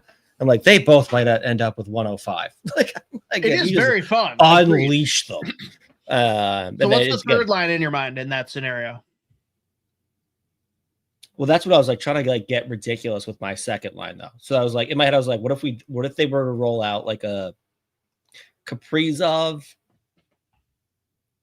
Hartman, Boldy first, which is it is outright. That is a ridiculous combination of players. It's so funny in my head. Second line of like Shabanov, Yurov, Brink, hilarious. And then imagine how miserable it would be to play against Yakov, Treaded, Eriksson, and Blake Coleman. Like either you get stapled by Treaded and Coleman, and then Eriksson comes in after you, and he's just giving you the mittens. And then, what? I almost like flipping Ek and Yurov there, because then you got the two psychos with Yurov, and you've still got more sandpaper on that other line. Mm-hmm. But either way, I can be talked into it. I have yet to see stacking one line working in the NHL. Well, I do think the big difference is going to be if they can, like, if part of it would be if they could. You got to get 2 or 3 not goals even a true game. 1C. I still think it's more of the center thing, like outside of it. Like if they could find a center that works well in between, that's not Eriksson in between Boldy and Kaprizov, I think that makes a world of difference either way. But I do think, I don't know, maybe I'm not giving enough credit to Boldy and Kaprizov because I think they're both filthy. I just think that there are enough teams in the league that have a good enough first pairing or shutdown pairing and a good enough like defensively featured line that you can choke a lot of offense out of them if you want to focus all of your defensive efforts on them. And then you've got your second and third line, and it's like, yeah, they're good lines, but are you really counting on them for a goal each per game? Like that? Maybe? I don't know. It just, I worry about them being strangled out. And again, if that doesn't happen, then great. It works awesome. You need 2, if not more goals per game out of that first line, or it doesn't work. Yeah. And I mean, this, again, a lot of this comes back to the fact that like they went out and gave a lot of sandpaper guys the Billy G 4x4 special instead of incorporating some of those young prospects to come in. Which that's part of the problem where it's like, that's annoying. But you know what's interesting though, too? I think immediately saying no to stacking that first line, I think part of that's like forgetting to remember that like Quinn Hughes is on this team too. And the amount of difference that kid made offensively with that addition, like that immediately erased, like we talked about this. long term, not having Zeke Williams, that was going to be a big miss on the back end. Yeah. That being said, you're bringing in the guy that you hope Zeke Williams turns into a version of. But in the immediate, it was like that center, Marco Rossi. That was going to hurt, like in the immediate aftermath of that. But you still have like Hughes, who's putting up like a point per game just from the back end himself. So as far as I'm just saying, like pure offense goes, like it's not like if you were to stack that first line, they don't score one game, you're getting 0. Like you don't have a possible chance of anything. Sure. Do you think Kaprizov? Again, I'm not saying that's. I'm not saying it's the best option. You know what I mean? I'm just saying, like, I think whenever I talk about like the 4 lines, like, oh wait, you also have like a point per game. I do nuts. Have to counter on that though, Zeke. I agree with what you're saying. If we're going to deploy it that way, you think that Hughes and Kaprizov aren't going to be on the ice at the same time? Because I sure fucking think they are. Could be. Like, come on. That's my big, like, if you were willing to separate that and like have Hughes support different lines, sure. Hughes is gonna be on the ice with half the fucking forwards, anyways. I suppose, yeah, that's fair. He's gonna be on the ice. Do you think he averages 30 minutes a game?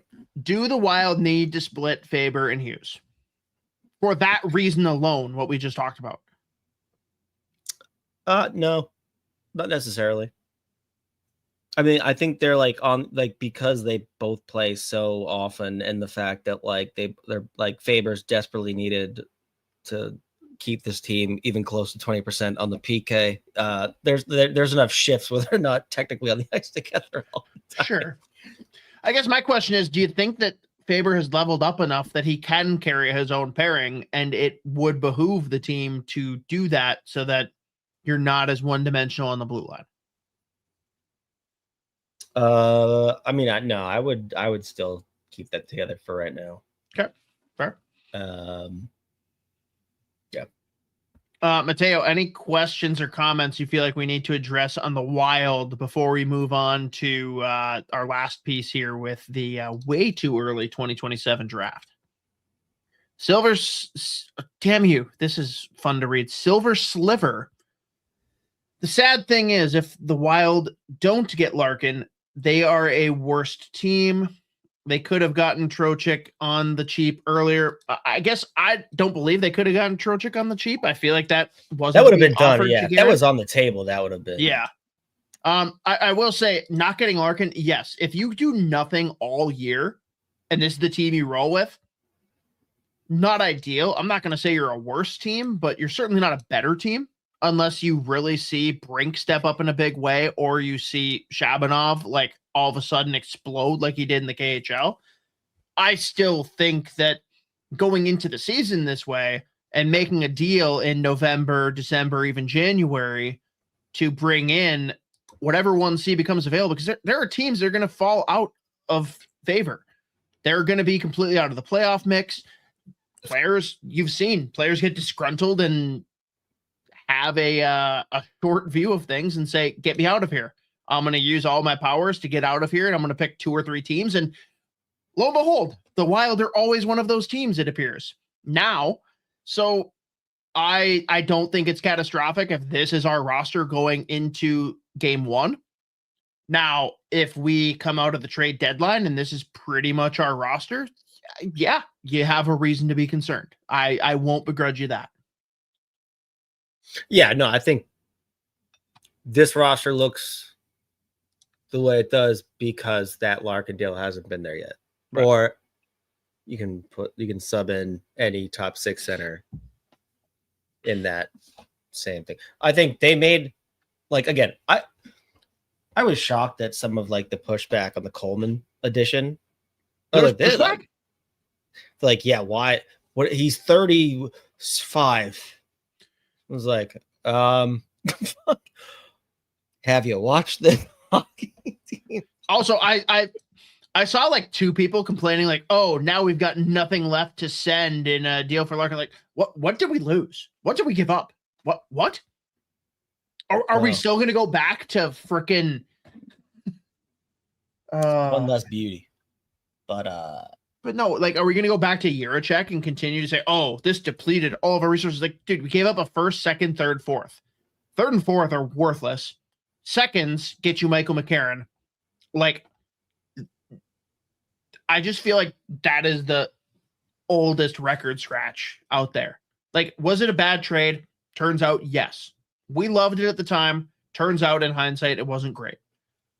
To say that that's the reason that this team can't go out and get a big-time player, I'm sorry. There's just, I don't see any argument to it, but that's me. No, I think the reality is somewhere in the middle there. So you think if we keep that first and second, we have the pieces all of a sudden to go out and get Larkin? No question. No, I'm not saying it's like Larkin. I'm saying it's just like right now because you have fewer assets and like fewer like first, second round, third level assets as far as like picks go. Oh yeah, I'm not saying it's like that was the absolute death knell. That's why this team could never get. I think it's like logical to be like, yeah, they've significantly fewer assets, 4 fewer assets right there. Got one back though. David Hunt, how are you?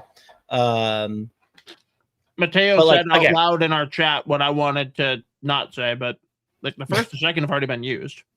Right. Well, yeah, that's part of it. So I think again, like I think it dates back to the move in the first place, or whatever, or not just a short-sighted view of like now we don't have them. Right. I liked the swing though at the time, like that. Yeah. That was 100%. Like a bold. I liked the move, and it just didn't pan out. It happens. So on the Larkin piece, it feels like a stalemate has been reached, right? He isn't changing his trade list. The Wild are going to magically conjure. He's coming up it a little bit. I guess that's different than what I've heard, so fair. But the Wild aren't going to magically have more to trade. It feels like this is either a 3-team trade or wait until Yzerman has no choice but to trade. Do you think there's a world where Dylan Larkin, not is there a world, do you think there's more than a 25% chance that Dylan Larkin plays game 1 in a Detroit Red Wings uniform? I put it closer to 10. Okay. So I'm saying it's not 0, because if there is... Right, it's not 0, because Steve Yzerman, vindictive motherfucker. And let's be clear, too. By the way, his comment is coming about, I'm like, yup, attaboy, fuck yeah. He was like, I'll keep this brief. And I was like, oh, shit. Buckle up. He goes, shortly after the season ended, I received a notification from Dylan Larkin's agent that he has requested a trade, and he gave me a list of 3 teams that he would accept the trade to. I will not guarantee that that's where he will end up, because my job is to make sure that I'm putting the Detroit Red Wings interests first, and that is my job. Thank you. No more questions. I had just eaten some really spicy Thai food, and I actually used it to wipe my nose. So there's that.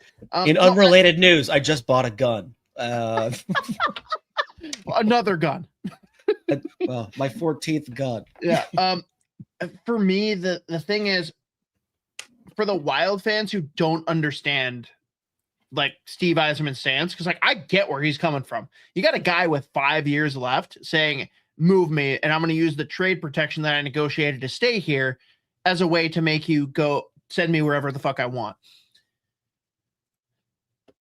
Imagine Matt Boldy going to Bill Guerin and saying, I want to be traded to Florida because that's where the Kachucks are, and I'm going on a podcast with them tomorrow, and I want to be there. Do you think Bill Guerin's going to be like, well, I'll take whatever they want, or is he going to tell them to fuck off and give me a bigger list or be happy staying? Like, Steve Yzerman and Bill Guerin are cut from a very similar cloth. One is just a superior American, and the other is an inferior Canadian. There's not much difference between how they handle their business. Bill Guerin would never bow down to Dylan Larkin in the same scenario, would he? No, he would text Matt Boldy. Holy shit, 978, Massachusetts number? Oh, you know I'm from Massachusetts too. Oh, anyways, what'd you say? That's pretty good. Yeah, no, I think Stevie Y's doing what he has to do. Like, I mean, like your captain, your franchise player, someone who's got 5 years left on that contract, is put you in a very shitty situation. Which, again, part of the shitty situation is of your own doing. So I'm just saying, if you're Stevie Y, agreed. He's doing exactly what he needs to do. And again, I do think at a certain point, Dylan Larkin, if like we're getting to August and then Stevie Y walks in and he goes, "What do you want me to do here, bro?" Like, I'll see you at training camp. I don't care. I don't blame him for doing that. Yeah. Hey, guess what? You still have 5 years left in your fucking contract. You're really not going to play? Like, yeah, hey, this isn't like everyone else who has 1 or 2 years left. They're like, hey, I'm not going to resign. Like, no, dude, you're here for 5 fucking years. I just need Brian Burke to call Stevie Y and just be like, let me send you the interviews about Pavel Bure. Brian Burke's interviews when he was the Canucks GM, some of the most beautiful answers he goes, as far as I'm concerned, Pavel is on the Canucks. If he doesn't want to play, he can sit his ass at home. I will wait for a good trade. I don't care if he's playing or not. He's collecting a paycheck. That's pretty shitty. Wow, this guy fucking rules. I don't think it'll get to that point, but I'm just saying it's above a 0% chance until Larkin is at training camp. No, agreed. I'm not saying it's 0, but like it's not likely. And if we're going to talk Brian Burke, there's nothing better than him, the audio leaking of him absolutely carving Bobby Ryan, jellyfish, whatever you want to call it. And then at the end, he's like, I actually had Bobby on my roster. Like he actually had Bobby on his roster. He picked him for the team, but he was still, he had to be honest and transparent. And he had to share his feelings about this guy. Gutless, coward. But yeah, I want him. Yeah, I'll take him. The funniest shit ever. Goat. I love it. Steve will lose his job if he doesn't play the scenario correctly. I mean, I don't know. I find it hard to believe that they're going to fire him for anything at this point if they haven't yet. But again, I think he has had several missteps in this rebuild. But if there's Detroit fans here listening, like we understand, we get why you're frustrated. We get why he's doing what he's doing. It is going to reach a point though, where he's going to have to either bend the knee and send him to Minnesota, or he's going to be on that team for game 1 and shit's going to get really weird and awkward and uncomfortable. I don't know. I don't know which is going to happen.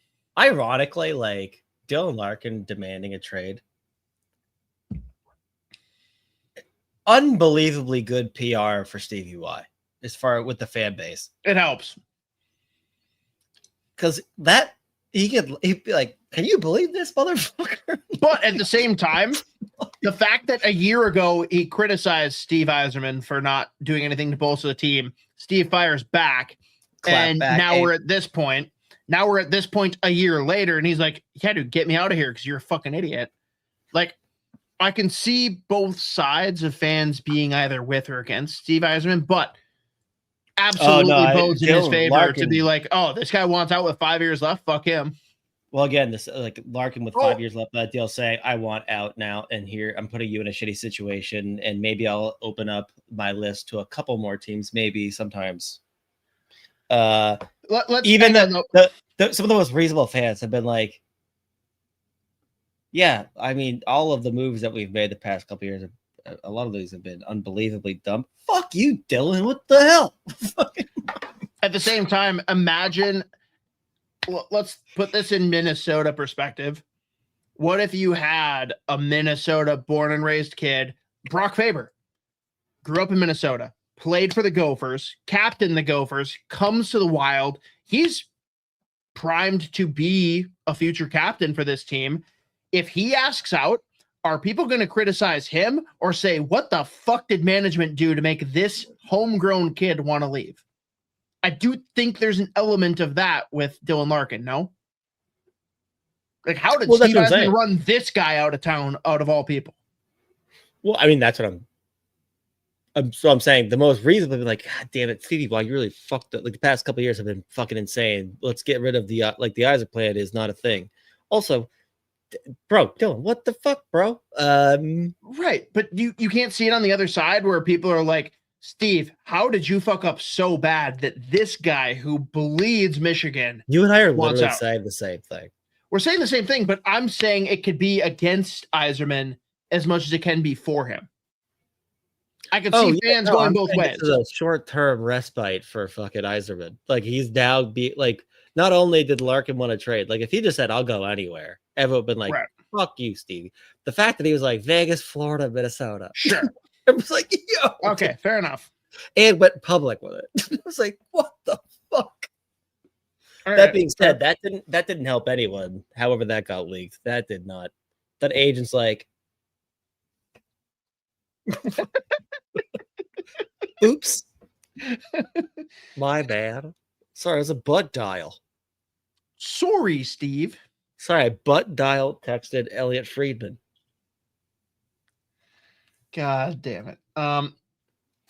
Anything else Minnesota Wild? Oh, hang on. Thomas Hines, if he goes to Buffalo, I better hear Wild calling on Scheifele rumors real fast. Oh, I think that was when we were talking about Connor Hellebuck, which I would gladly take Mark Scheifele.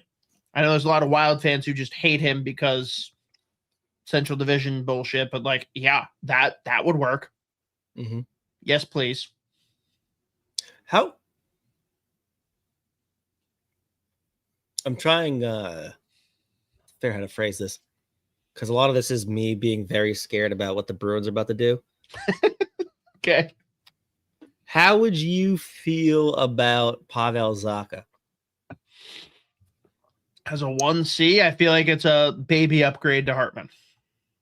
No, that's okay. That's crazy. Baby upgrade. No, it's not a baby upgrade. As a how many times have you said he's not a 1C?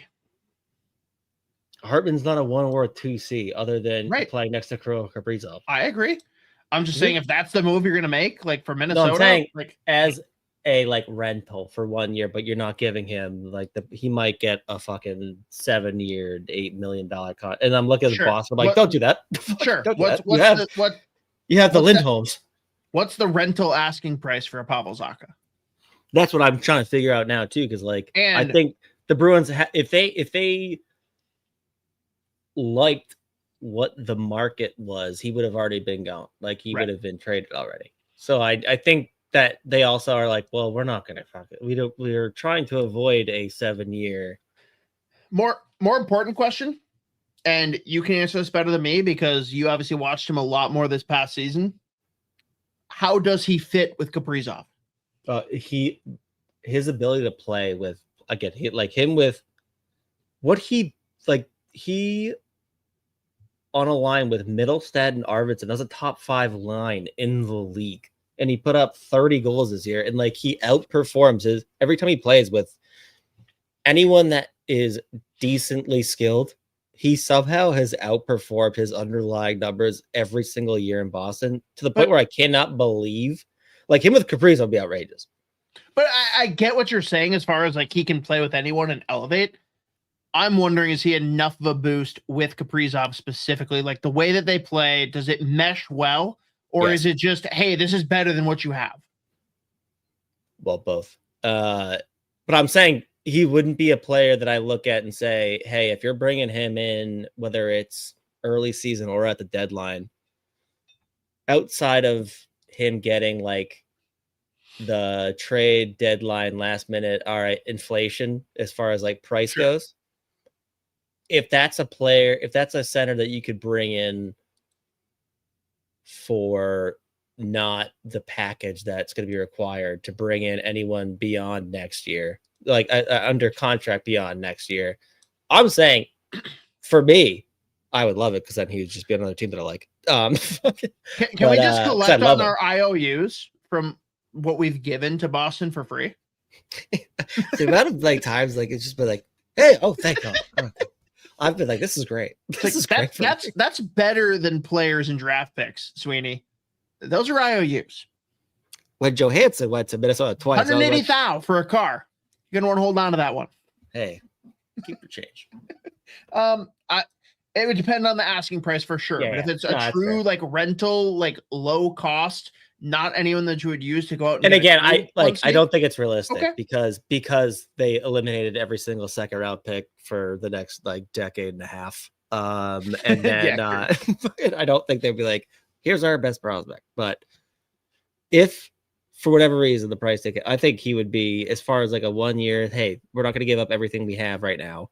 Okay, you're a Bruins fan. Like, tell me, what do you want from the Wild for Pavel Zacha? That's fair. Like, what would you want in return? So I can be talked into this for sure. I'm definitely not going to pay 1C prices for him. Right. Yeah. I mean, that makes it really, the fact that the only pick they have is that 2027 first, which I'm like, Hartman for Zacha, 1-for-1. Imagine, that being said, imagine Ryan Hartman, Tanner Jeannot, and Nikita Zadorov playing on the same hockey team. Prison. Someone would go to jail. Yeah. Brad Marchand goes, I want to come back. I want to go. Fuck Toronto. I want Boston. I don't know. This is where I just like keep pivoting with Wild right now. I'm like, they literally need one thing and one thing only. Well, two things. They'd love to have another third pairing defenseman, although I'm not convinced Bill Guerin sees it that way. But they need a 1C, and that's it. Problem is, they don't have the assets to give up for one, and it's pretty tough. You're cornered. Yeah, and again, that's where I keep coming back to when we talked about it earlier. That's why I was like, you know what, put Yurov at 1C right now, and then if you can just keep building the wings around that, like. If you extend Hughes for the 3 years that we're talking about, I'm okay with this year being a let's feel it out and let Yurov get his footing. See if Stremel can step up. Like, you could be okay down the middle with Yurov, Ek, and Stremel as your 1, 2, 3 in a year or two, which is the meat of that Quinn Hughes extension. I can live with that if you're not getting a Larkin or a Hughes or whoever for a price that you can afford. Mm-hmm. I can live with that, but then you're going to have to step up and make big boy moves to try and bolster the blue line, try and get one more like impact winger, do something, right? Because goalie, I'm not worried about it all as long as you don't send Wallstedt out. It's interesting. It's a tough spot, but also like I feel like a lot of people are like panicked, like how is Larkin not done? What are we going to do? What's our pivot? I don't think there's a pivot. You stay on this track.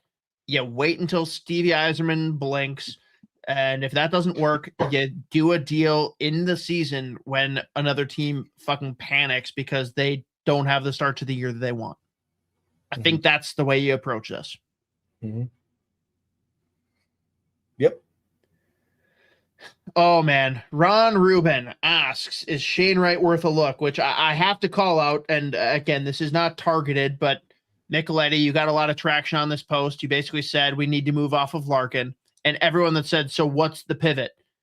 You brought up Shane Wright. I don't see how that's the answer to the Minnesota Wild's problems, given where he's at in his development arc. I'm not saying that like I wouldn't bring him in. He's certainly not the solution or replacement for Dylan Larkin, though. That's a completely separate venture. Or do you disagree, Z? Do you think that he is more poised to this year or next step in and be a top 6 center? Well, I think this is so. I still really like Shane Wright. Everything that Seattle's done has been fucking horrible. Yes, that is agreed on all fronts. I don't think anyone would argue that. Outside of them making the playoffs that 1 year, and actually like, but I did pick them to beat Colorado that year. I think I did too. I believe you. But I think that's more so like when I brought up Zacha, I was like, listen, if you can find a center who can play with really good players, who isn't going to cost the same thing as like a true Larkin or that level of a center or whatever. And I mean, I think that's like the Shane Wright route would be significantly more realistic as far as the assets that Minnesota has. Because at this point, like, yes, Seattle has butchered his value so like to a level that I'm like fire average, like I mean, clean house. Yeah. Clean house. I'll agree on that front. You know what? The whole organization gets a 10-game suspension. You start the season with negative 20 points. Like, they have been like, we don't like him.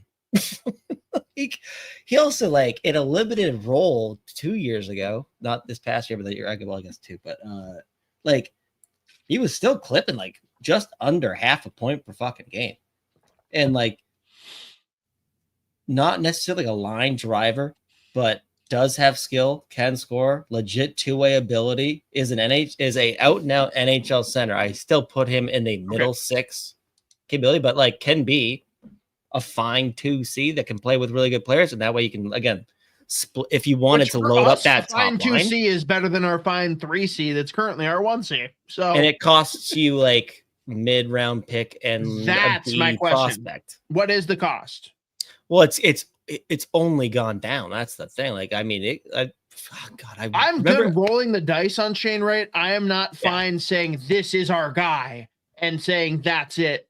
Wash our hands of it. But I'm with you. Like, if you can get him for cheap, I'm down for rolling the dice on that.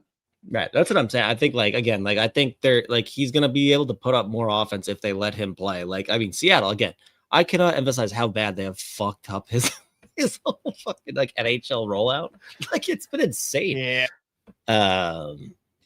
So I would be interested in that. Is that me saying that is our, if you're, again, I'm not going with a pivot to that, but I do think I think it's a good option as far as, hey, you know what? We still want to keep all the assets that we have right now as far as like throwing everything at a top six out, like an out and out top six center. But with what you have right now, if you can like, you know, we can bargain bin shop here and still bring in like a middle six guy that's got like 2C-ish potential. Like, I think that's absolutely fine as you wait and like start the season with that. I think that would be a more than fine option. I'm with you on bargain bin shopping for him. I'm not with the quote unquote pivot of like, yeah, we can throw him into our top six. No question. Like, no, I don't feel that way, but I'm okay with rolling the dice on him for sure. All right, Mateo, anything else Minnesota Wild we have to hit on here before we do our, is there a specific question that you have here? All right, Brian, I like some of the two-way signings Billy did, like Gambrel and especially Mason Shaw. He's a beast. We love Mason Shaw on this show. No hiding that. I love that he's back. What do you think about some of the depth signings and guys that'll be added to Iowa this coming year? I like it. They've made a bunch of like AHL signings. And again, Mason Shaw, heartbeat guy. Love that he's back. By the way, I believe it was the first game he played against the Iowa Wild. He immediately got in a fight. I was like, I fucking love. He is such a goddamn dog, dude.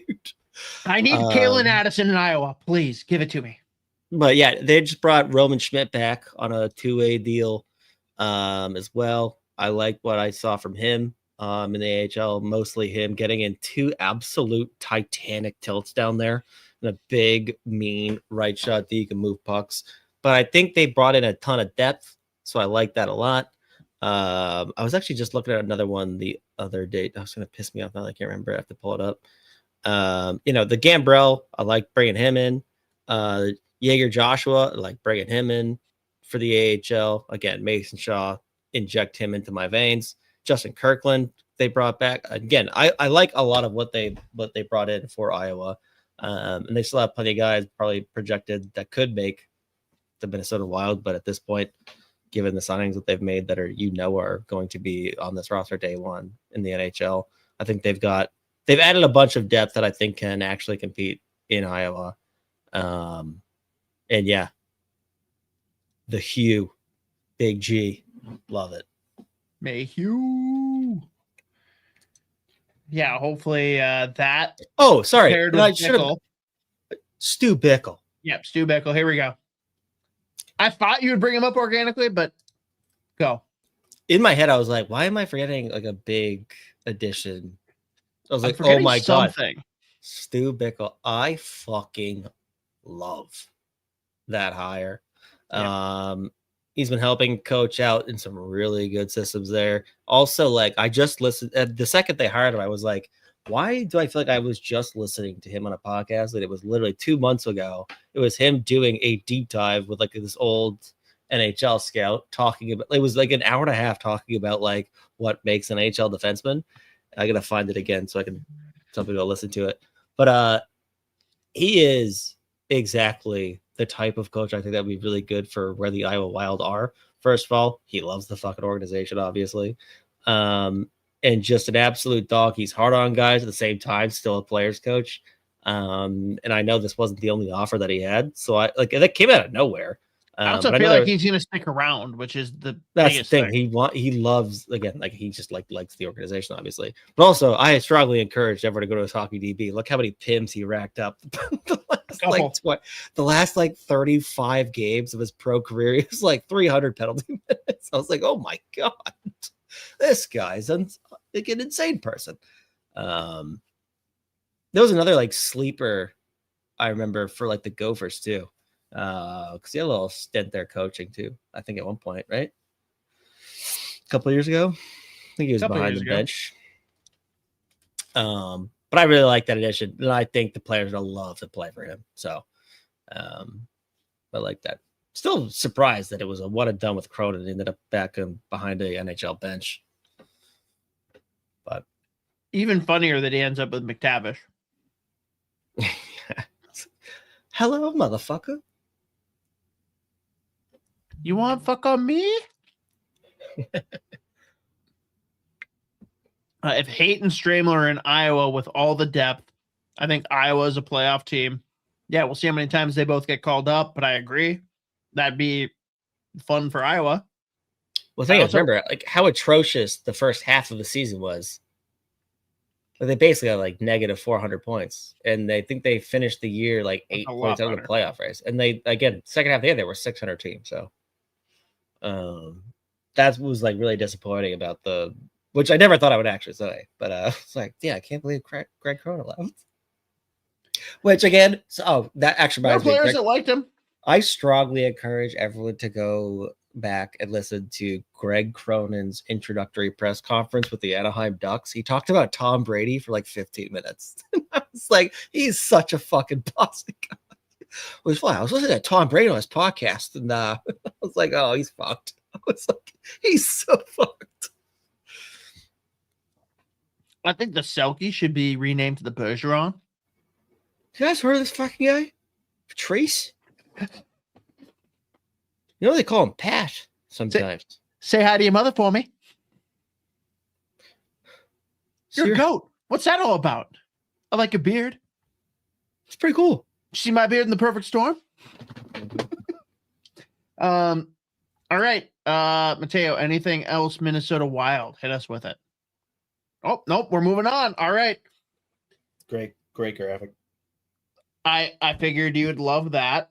Mateo nailed it yet again. Let's talk way too early rankings, Z. We've got the 2026 draft behind us, which I feel like largely you were on top of. I know Rudolph surprised people. I know the guys that you were higher on, you knew would go later. Way too early. There were a couple guys that we had in the way too early 2026 rankings that went second, third round, because that's the nature of how this all works.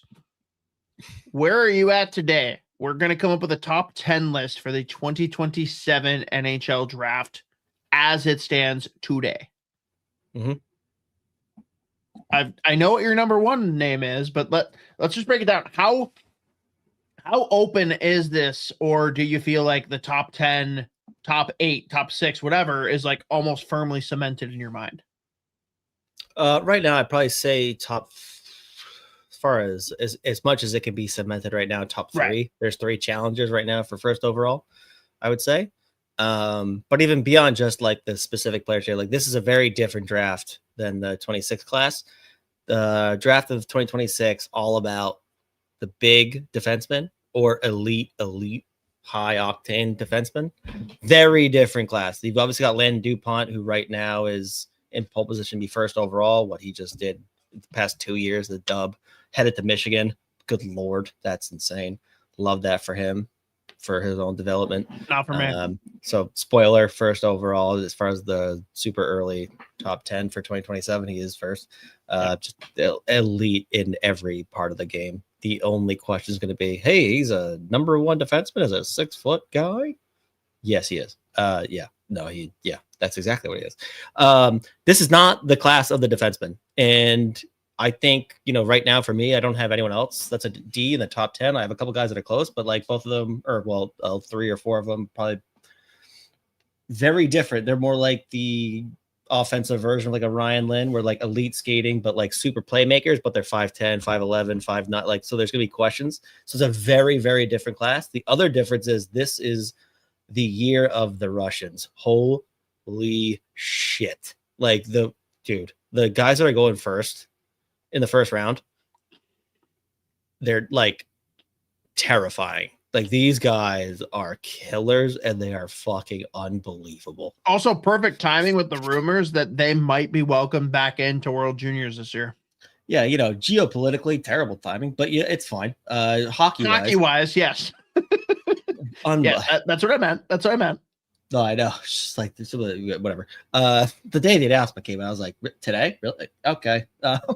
Jesus fucking Christ. But yeah, no, this class for the Russians is like, I mean, boy, it's outrageous. So it's the class as a whole is very, very different in terms of positional stuff. And then again, there's a lot of Russians that are be challenging for top 10, top 15, top 20, not just first round, but like legit prospects. So yeah. Okay. So do we want to go 1 to 10, 10 to 1? Do you want to talk to the group as a whole? How do you want to do this? We can go 1 to 10. I mean, I just started off Landon DuPont. Dead one, yep. Right now. And again, like he's in pole position as first overall. There's 2 other guys that they're going to be challenging for now. I think one of them might drop out. We'll talk about in a second. Because I think there's thoughts all over the place about this other guy. But we're talking about Landon DuPont, one of the best skaters of the class, ridiculous hands, outrageous shot from the point, really, really good around the boards, like the battle level. Like every time he steps over the boards, the second he's on the ice, he's noticeable every single shift. He is an impact player. He takes over games from the back end. Like, as far as defensemen goes, they're able to like make elite skill plays at top speed. And another guy that just processes the game on a different level than every single other player on the ice every time he steps on. He's ridiculous. Like what he is about, what he's going to do with Michigan, right, is going to be terrifying. But he's explosive, super creative. Again, all 3 zones, impact player. And as long as he can like continue to like beef up and like get stronger, and even then, like right now, he's plenty strong. He's not afraid of contact. He's super physical. Reads the game unbelievably well. So like even if he just stays at like, I think right now, what is he, 6 foot, 180, 90, something like that. He's incredible. Like this kid's outright. Like he is a borderline like generational talent. 70 something points in 60 WHL regular season games. They went to the playoffs, and I think he put up like 25 and 16 or something like that. Like the kid is insane. He's insane. So yeah. Tell me then, like, because we saw Bedard and Celebrini, it was them through and through, start to finish. Schaefer came out of nowhere. I think he was like late top 10 for a lot of people, and then he just burst onto the scene. This year, McKenna went in and out, but like a lot of people were pretty firm on him throughout. DuPont, do you feel like he's got it, not locked, because that'd be crazy to say right now, but do you feel like he's pretty safe to be a front runner throughout, or do you think there's people that are really close nipping at his heels? Again, I think there's 3 challengers for first overall, but I don't see him dropping out of the 3. Okay, so let's hear number 2 then. Who do you got? Going right to Russia. Nazar Privalov. Oh, I love this guy. And when you watch him play, he is going to be firmly challenging DuPont. This is a 6'4", 230-pound power forward with elite skating, elite skill, elite shot. And this kid hits every single thing that moves. Brings a 2-way impact defensively, is solid. Like the hands, insane. With his ability, like there are times where he'll just pick up the puck and the first 2 strides, he's gone. Sometimes he'll just chip pucks around the defenseman and then, like, I mean, not even come close. Like, they are in his dust. Or other times he will just make you look silly. He'll go between the legs. The passing, elite. The shots, outrageous. And him on the forecheck. Like, he's just a fucking machine. Like, he is terrifying. And what he did in junior hockey this year, the one question people are going to have, the only thing I could see him maybe having questions about going top 5 is the fact that he, per sources, 100%, just signed a 4-year contract, 5-year contract in the K. So, like, he's not, so did Michkov. Michkov's in like a 7-year deal. So you can always get out of those, but it's going to be interesting now with Russia opening up. We'll see what happens. But I mean, like, every part of the game, he is out fucking rageous. And like, he legitimately, every time he steps over the boards, he's like, oh, he's better than everyone. He's taking over the game. And that's just what we're going to have to deal with that. So I'm very excited to see him get KHL games this year. But like, the combination of the speed, the skill, how big he is, how well he moves, and not just like north-south, the agility, the 4-way mobility, like, it is like, he's a freak of nature. Like, he is like, I've already started cutting clips for the top 20. I'm like getting ahead this year as much as I can, but like, his highlight tape is like, he's like a bully. He's just mean. Like, he's 6'4", he's 230. He knows it, and he knows you're not. He knows he's stronger than you. He knows he's better than you. It's like, it's terrifying. Like, he is a absolute man amongst boys every single time he touches the ice. So I love watching him play hockey. And again, I think the only thing like preventing him from being like, I think, you know what, we'll take him over DuPont, is the fact that he's got that contract. It's Russia, who knows? But Privalov he is firmly in the first overall discussion. And it's just like, it's a joke. Like, every time he jumps over the boards, it's like, oh God, oh no. Okay. Well, let's pray, boys. Let's just pray. That's all we can do right now. Fair. And is number 3 the guy that was always jousting with DuPont for the top 2, or do we have someone new entering the fray? Alexei Joseph. All right. 6'5" center, St. John Sea Dogs in the queue. 6'5", true out and out power forward, really good two-way game. Another guy, when he's on, super aggressive. You know, it's funny. It's like, people that love him and want to draft him first overall, they'll call him Evgeny Malkin. If you have doubts, but you still have him like a top 8, top 7, top 6 guy, it's like, is it more like Byfield? I think it's like somewhere in the middle there. Like, I don't think he's an Evgeny Malkin. Like, he's not going to just step in and absolutely take over games. Like, at the U17 challenge, holy shit, that was the best hockey I've ever seen him play. Like, and I mean, he was in Malkin mode. We're like hitting everything that moves, taking pucks, elite playmaking. The speed was on another level. The first few steps, you have questions. Like, I just don't think he has the boots of like a Byfield, but I think he makes plays like Malkin. So that's where I'm like, there's questions here and there. And like, every once in a while, too often he has the games where like, I don't think he gives a shit right now. But he does have that dynamic two-way ability. Again, he can make plays at full speed. And after the first few strides, he is gone. And when the Pete's there, when he's on and he's ready to go, he's a force. He takes over games. But so we'll see what happens with like the consistency. But he has the model of the Malkin game. And if you're a true believer in Joseph and would put him first overall, like, you're like, we're taking Evgeny Malkin. That's what we're getting. Where's he playing this year? I think he's back to St. John. Okay. Fair. So I haven't seen him commit to college or anything. So outside of your locked and loaded top 3, how loose is the range from 4 to 10? It's a step below, but you're getting an elite player. Like, you're like, that's a top 6 guy. Well, for this class, yeah, top 6 guy.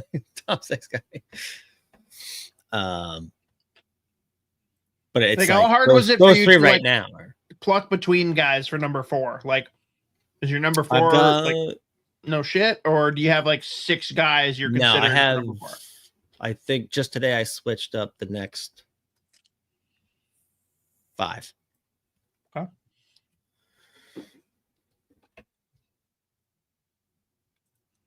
So a bit of a range. So who do you got it for? Back to Russia. Sergei Skvortsov. Yeah. Left wing / center. He's gonna be a winger. At a Cheka, Russia, 6 foot. He's a little light. He needs to bulk up, but elite skating, elite skill, makes a ton of plays at full pace, elite forechecker, really good two-way game. Top 5 hockey sense in the whole class. His highlight, I was cutting clips for him, and I almost had to like actually save every single point he put up, and that was just me looking through the points, not even just the shift by shift. So I'd still have to go back in and like watch like the 10 most recent games and cut individual clips. But sometimes he's like going on the forecheck and turning pucks over and then extending possessions and then creating like grade A scoring chances by himself is ridiculous. So he'll challenge for the top 3 spot. Like, again, you look at the engine, the motor, they compete. Like, he's insane. Very, very fun player. Sneaky. When I was like cutting clips, I was like, this might be my favorite. Like, this might end up being my number 1 draft son. But he is like dynamic. And even if the offense doesn't pop in the NHL, like, I have zero doubt that he's going to be anything other than like a top 6 difference making forward. Again, the relentless motor is like, it's outrageous. Like, I love watching him play hockey. But yeah, for this class, might be one of the best pure skaters in terms of speed and 4-way mobility. The off puck game is almost just as good as the on puck as far as like reading the game, defensive stick, breaking up plays before they happen. And this is like a forward. Like, he's legit. So I love this kid. Yeah. So I put him at 4. Very fun. Who's number 5? We're going to Sweden. Not the best Swedish class, but still some legit. Milan Sundstrom, big power forward, absolute howitzer of a shot, dynamic skill, pure, like, definitely projects as a top 6 point per game type player in the NHL. Love the two-way game, though. The big question with him is like the pace and the motor. Like, the first few steps are a little bit heavy, but once he gets up to speed, he makes a ton of plays. And again, like, he's there. Son of NHLer, Nicholas Sundstrom, fun fact. But good two-way game, heavy shooter, and again, it's an absolute fucking howitzer. NHL level shot, picks apart defenses when he's on the puck. Again, the big question is going to be like the engagement, the motor, and the pace. But I do think that's something that he'll grow into. Again, I love the fact that he's got like the NHL bloodlines, but game-breaking, dynamic offense. And again, like, despite the fact that you're going to question the compete every once in a while, he's got like a legit two-way game. So projects as a top 6 center in the league. And if he can kind of like find a different level of engagement or speed or pace or whatever, I think it's like a sure thing. So he's legit. Love him. Very fun player. 6'3" doesn't hurt either. Yeah. Okay. Sick. Yeah. He's a big boy. All right. Hit me with number 6. I keep going back and forth. I ended up on Sammy Nelson. Okay. Headed to Notre Dame next year. One of the top players at the Gross. program this past season. Point per game on a dog shit team. Elite NHL level shot. Also a high end shot generator. Plays with legit speed, pace. Another guy that makes a ton of plays at full speed. He's physical. He has a legit two-way game. The details are ridiculous.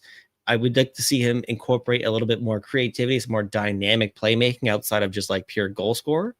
That's going to be a big question for him. So can you kind of manipulate can you kind of like add a B level of offense, that's going to be a question for him.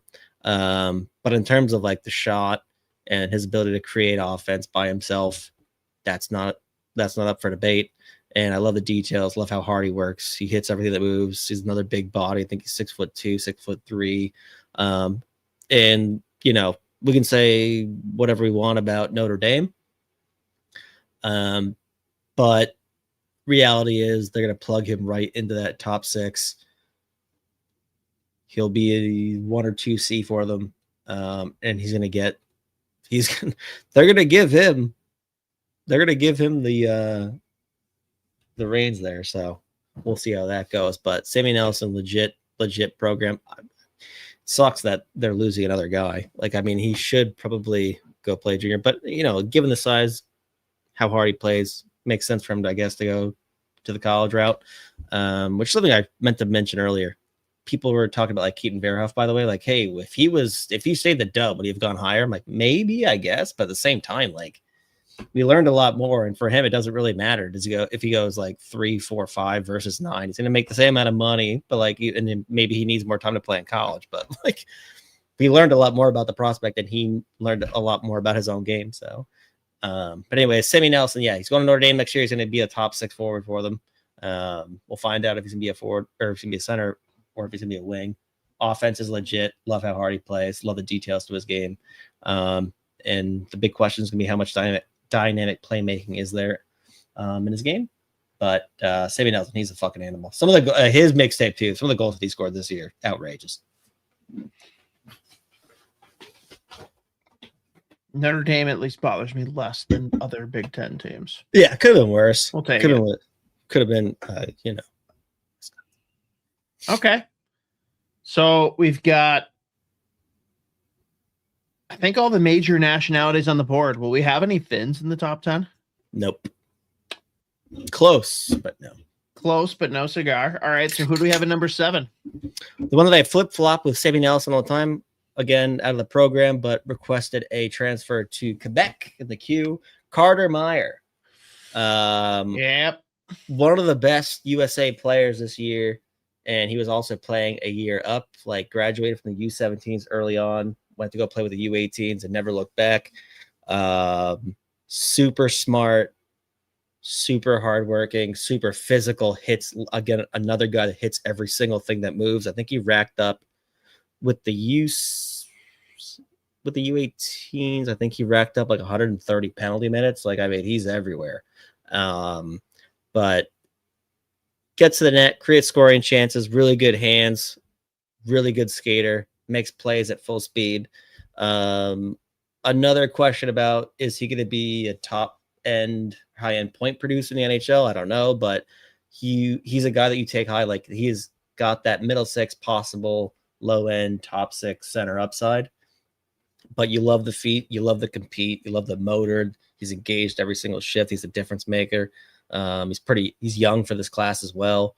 And pretty much whenever he's on the ice, he's the heartbeat for that team. So hopefully he gets to go to Quebec, because I mean, I think the program right now is a shit show. Everyone wants to leave, which that's not great. Not great for the future of the program. And it's like, dude, I mean, whether he stays in the program or goes QMJHL, he's got 2 more years before he goes to BU. Yeah. Is that accurate? For now, yeah, that's the plan. Yeah. Okay. But yeah, no, Carter, he's yeah, for sure. But yeah, no, I think he is he's definitely a guy you draft and you're like, we're gonna love him. Like, he's gonna be a fan favorite wherever he goes. But yeah, he's just a goddamn animal. And again, love the details to his game, love the two-way ability. And the big question is gonna be how much. It's similar to Nelson, but Nelson has like that goal scoring ability, like the shot's ridiculous. There's gonna be questions about, hey, is he gonna be able to create offense? Is it like dynamic playmaking ability? But he can make a ton of plays. He works super hard, again, like super physical, and he's just the heartbeat on this team. So big fan of his game. And you said you go back and forth between Nelson and Meyer. Is the biggest distinction between the two, at least right now, where you have 1-6, 1-7, Nelson's goal scoring, or what's the separator for you right now? Yeah, Nelson's got the size and like the offensive upside, I'd say. Okay. I still like the B game, and if Nelson adds that, like, while you were away from, I was saying, like, the big question with him is how much dynamic playmaking is in there and how much creativity outside of him just being a pure power forward that moves well, hits, and then like again, the shot is outrageous. Like again, another guy that's like he's got a couple goals like from the from the goal line. Like Jesus Christ. So I like the pure offensive upside on him more than my right now. But again, I flip flop back and forth. Fair enough. All right, moving on then to number 8. Oh boy. Okay. Jona Neunschwander. Best Swiss prospect since Nico Hischier. Made the World Juniors as a 15-year-old a couple years ago. Another guy that was able to have a late growth spurt. So now he is I think, what is he now? 6'3", still has to bulk up. 180, 185, 190. Played a ton of pro hockey in the Swiss this year. He's got legit offense. Plays fairly hard. I think he just, given the fact that he just got this big, he's getting used to the new frame, but plays a pro style game. Like I kind of keep comparing him to like he's big, he's fast, highly skilled, and it's like the way that he's accustomed to playing pre-growth spurt. I'm like, is this like a more offensive, faster version, like an Oliver Suvanto from this past season? Where I'm like, that's definitely an NHL center. How much offense is in there? So the big question is going to be how much of this offense translates to the NHL. But like you see some of the plays that he's made this past year, come out with the growth spurt, and if you can, and he's really solid two-way. So you really like his NHL projection. How high in the lineup is he going to be is how like projectable the offense is. And again, played a ton of big time minutes playing pro hockey in the Swiss league, which is like, that league is getting like really, really good, really fast. So we'll see, but I think assuming he fills out and decides like, yes, I am 6'3", and I'll be like 210 when I get to the NHL, he can be a premier power forward in this league. So big fan of his game. Okay, so that takes us through 8. Got 2 more to go, plus whatever you want to do for honorable mentions or not do. Number 9. Where are we at? He's going to be in contention. Well, he's firmly on all name team. Oh, played with, or he is the captain. He was named captain, I think, like halfway through this year as a draft -1. The Saginaw Spirit, Dima Zhilkin. The definition, like, he is a fucking dog. Like, a fucking dog. Put up ridiculous offense this year. I think, again, another guy that put up like 100 PIMs in the OHL. He's 5'10" on a good day. One of the youngest I was just mixing up my notes. I was like, that doesn't sound right. Undersized winger, but again, has a dog at him. Play driver. The shot's ridiculous. Half of the clips that I was cutting was him just like on the forecheck, looking nonchalant, all of a sudden turning pucks over, scoring himself, creating offense. Legit elite skill and unafraid of contact. And also is able to like generate space for himself just with like the pure manipulation, deception on the puck. But like there are times where I'm like, I think he prefers to have the contact, like loves getting middle ice and just destroying people. He has zero fear. The amount of times that he'll go off the rush and like just go start challenging anyone in his path that's like 6'3", 6'4", as again, he's 5'10" on a good day.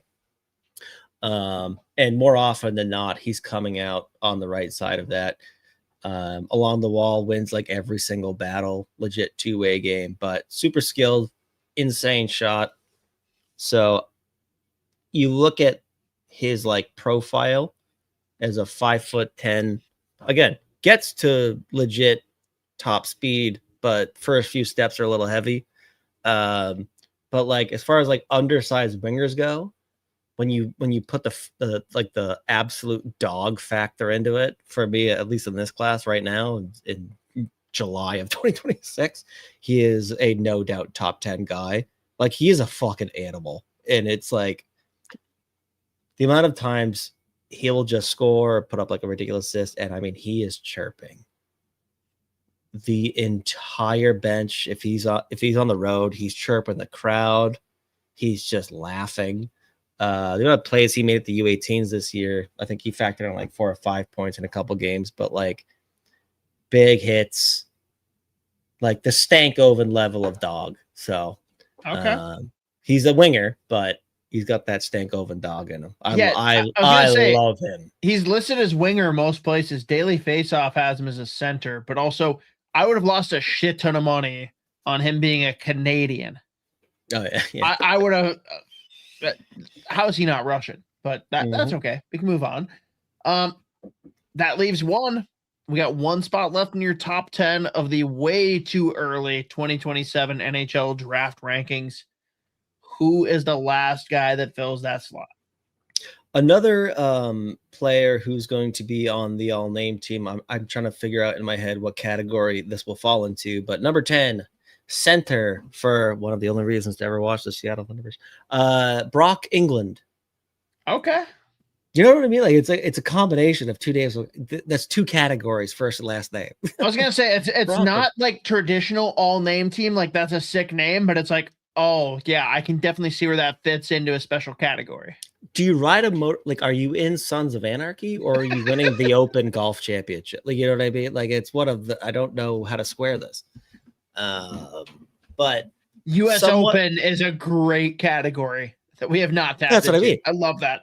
Yeah, USO. And there's a couple guys I think that I've got that are ready to go for the USO. That's good. Well, no, Brock England. That's like Open Championship in England. Yeah. But one of the youngest players in the class, also one of, if not the best skater in the class. And when you look at what he did as a draft -1 playing on the team that he played on in the dub, just under a point per game, makes a ton of plays at full speed, super hard worker. Another, like I talked about a couple of these guys, the ability to like forecheck, turn pucks over, and then make plays off of that. He probably is like the best in the class. But ridiculous motor, one of the smartest, one of the best skaters, one of the youngest in the class, and makes a ton of plays. Legit two-way ability. That being said, he's like a 5'10", 5'11" center. Depending on, if you ask Pronman, he projects more as like a winger. If you ask like Daily Faceoff, Sean Ellis, shout out. All right, actually, shout out and RIP Smart Scouting. Wait, what? Oh yeah, no, we're done. We'll talk about that after. But okay. It's fine. That was casual. Projects as a center, but love the pace that he plays at. Love the motor. Love the energy. Again, dynamic skater, makes a ton of plays. Super skilled, and he just like plays such an NHL style game. Again, big question is going to be: can you be a 5'10", 5'11" wing or center? I think so. Again, Stankoven with like boots. There you go.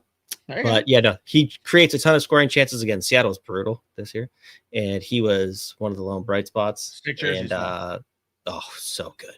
Those are like them and damn it, why can't is it Plymouth Whalers? Yeah.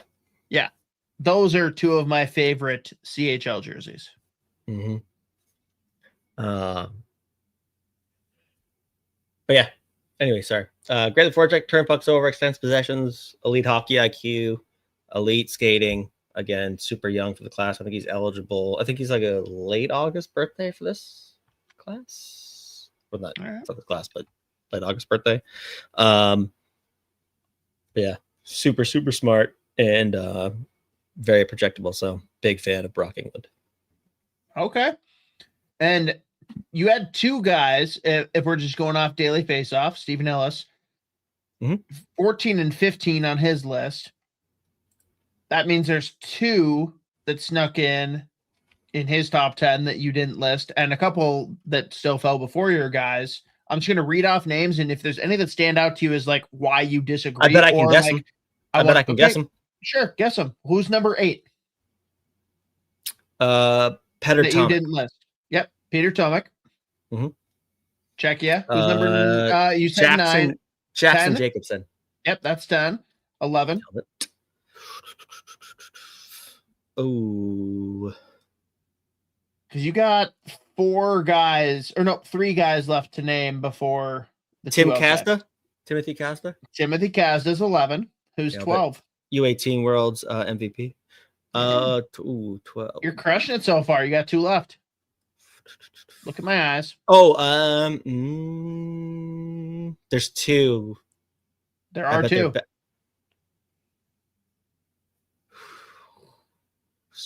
Ellis, who would you put first? Santala, Lucas Santala. Lucas Santala is number 12. Who's number 13? Kelsey. Max Kelsey. All Fuck right. yeah. So Fucking are there any right that now. you're like, yeah, I questioned putting them on my top 10, or is there any that you want to be like, Oh, here's all- why yeah, I yeah. didn't? Yeah, I'm just pulling up my list. Casta, I have 11. Jacobson, I have 12. Tomek, 13. And then Kelsey, 18. Santala, 19. Okay.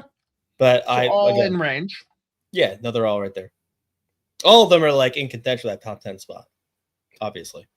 Right. There are a lot of Russians. Holy shit. Mm-hmm. Yeah, you still have. I got an all-name team guy. Is he Russian? No, Ellis's number 21 is from Frölunda. Who is it? Oh, Boss Meyer. Dude, Boss Meyer. That's the way it's spelled. BOSSEMEIJER. Center from Frölunda. That's my guy. Another Swede that's got first round potential. 3-namer. Dorian Eklandaspi.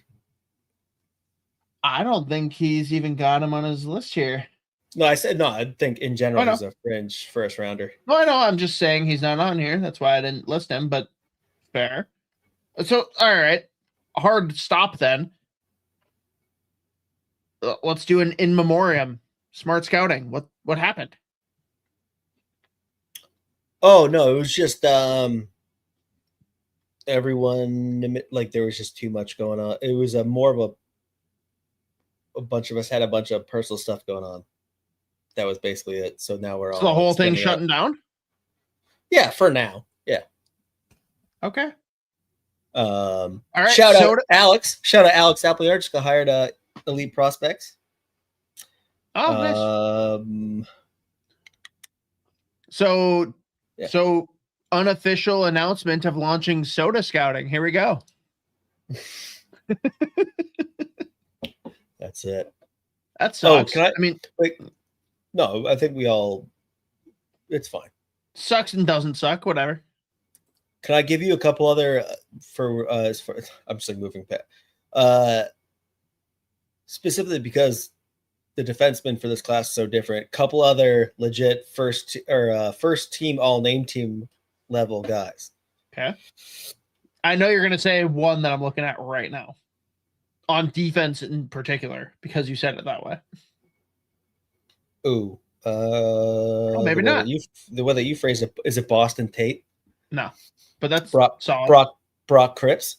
Brock Cripps. That was the other one, yeah. I was gonna say he's gonna be in contention for that number 10 spot for sure. Elite. I mean, elite skill, puck moving, point producer. He's following Daxon Rudolph. Maybe he goes 4. Yeah, the playmaking ability of that kid is ridiculous. He's so fun. Let's see. Who's the other one? Oh, yeah. Schaefer Gordon Carroll, also a potential open championship category name. Oh, wait, who's the other one? I just had one. My dad is a lawyer. Nolan Fitzhenry. That one, yep. Nolan Fitzhenry, as well as James Scantlebury. Yep. That's hey, the pervert / Italian team. Oh boy. Rocco Pelosi. He rules. He's so fun. Let's see. Yeah, James Scantlebury. That's a good one. Mm-hmm. Oh my goodness. I need to take a second to sound this out and enunciate it. Number 30 for Stephen Ellis plays for the Ottawa 67s, right-handed defenseman. Cone Eshkow Kogan. Cohen Eshkow Kogan. Kogan. Yeah. Oh my God, it's crazy the way it's spelled. I think great. I put him 31 on my rough list. Yeah. I mean, I think he's gonna go 30 for Ellis. So yeah. Yeah, I think he might be closer to 20 in the next couple months. Okay. Makes a ton of plays, very fun. Elite skater. He's awesome.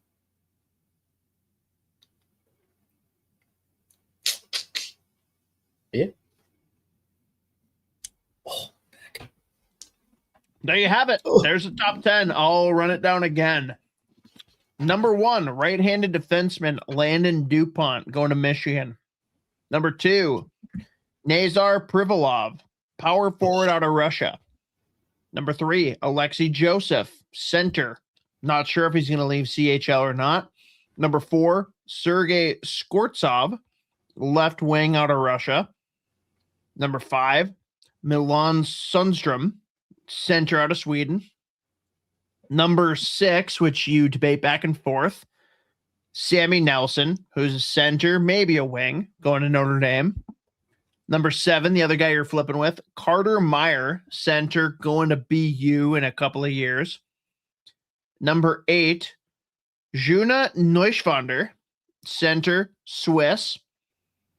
Number 9, Dima Zhilkin, who should be Russian, but he's Canadian. Not sure what position he's going to play, but he's a forward. And then number 10, rounding it out, is Brock England, center. Golfer. Has to be a golfer. Has to be part of the Open Championship. Again, we know some of these are going to fall out. Some are going to be very interesting to watch going out throughout the rest of this year. It's always fun to at least put a couple of names on the board, though. But for you, I feel like the top 3, top 4, maybe even top 5 are the guys that you're going to be pretty dialed in on at least to start the year. Mm-hmm. I think that does it. Any other questions, things we got to hit on here, Mateo, before we close out?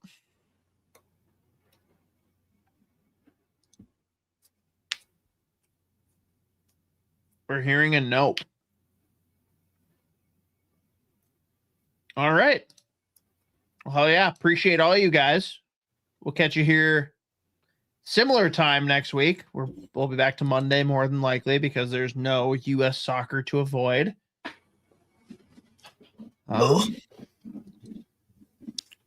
We got through without any technical glitches, which is worth celebrating. I had one. Not really. Everything was unplugged. It was scary. I was scared. Was pretty minor. But I was scared. I'm always scared. But you like dogs, so who can be mad? Not me. Not me, pal. No one. No one. Shout out dogs. Shout out dogs. Shout out. Careful. Hold on. You know what? Shout out Dan Briere. You know what? Fuck Philadelphia, but yes, shout out Danny Briere. And shout out the mothers. You know, the mothers aren't getting enough credit around here.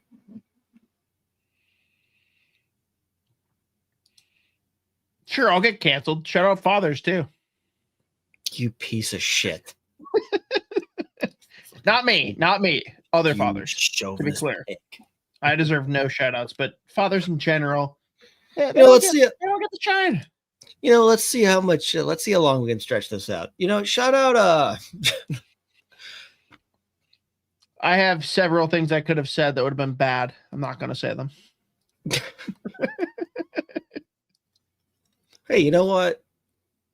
I forgot to give them a personal shout out, and I know they're upset. Shout out the Kelseys, and the fact there was zero drama around the wedding. There was hang on. Shout out the Swifts. There's no way she's taking his name.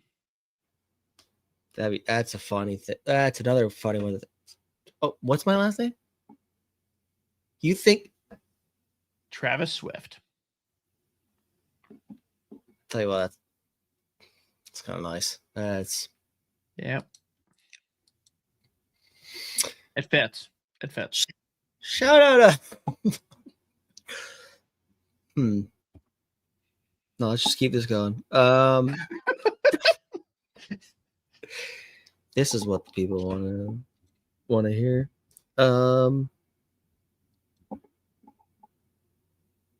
Shout out anyone that's with me in not liking season 3 of House of the Dragon because it fucking sucks. There it is. Anyone out there that thinks it's good, you're wrong. There's so many too. Apparently, I'm in the minority somehow of thinking that it's a dog shit season, but it's bad. It's so bad. That actually reminds me. It was very funny listening. Was it last week or 2 weeks ago when you had Boltman on? Yeah. And they might only go Lord of the Rings and House of Dragon. Like, I mean, they might only go. I mean, we spent like 3 minutes on it. Calm down. No, I know, but the level of excitement. It's like, no, did you think that sucked? He goes, it wasn't great. He's like, yeah, not the best. I'm like, good. We can vibe here. Yeah. And I was like, this might be the only topic of the discussion. Let's go canon on this shit.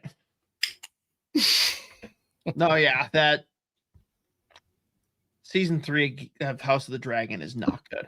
And anyone that disagrees, go ahead and hit me in the comments. I don't fucking care. You're dumb. No one's listening. So bad. It's so bad.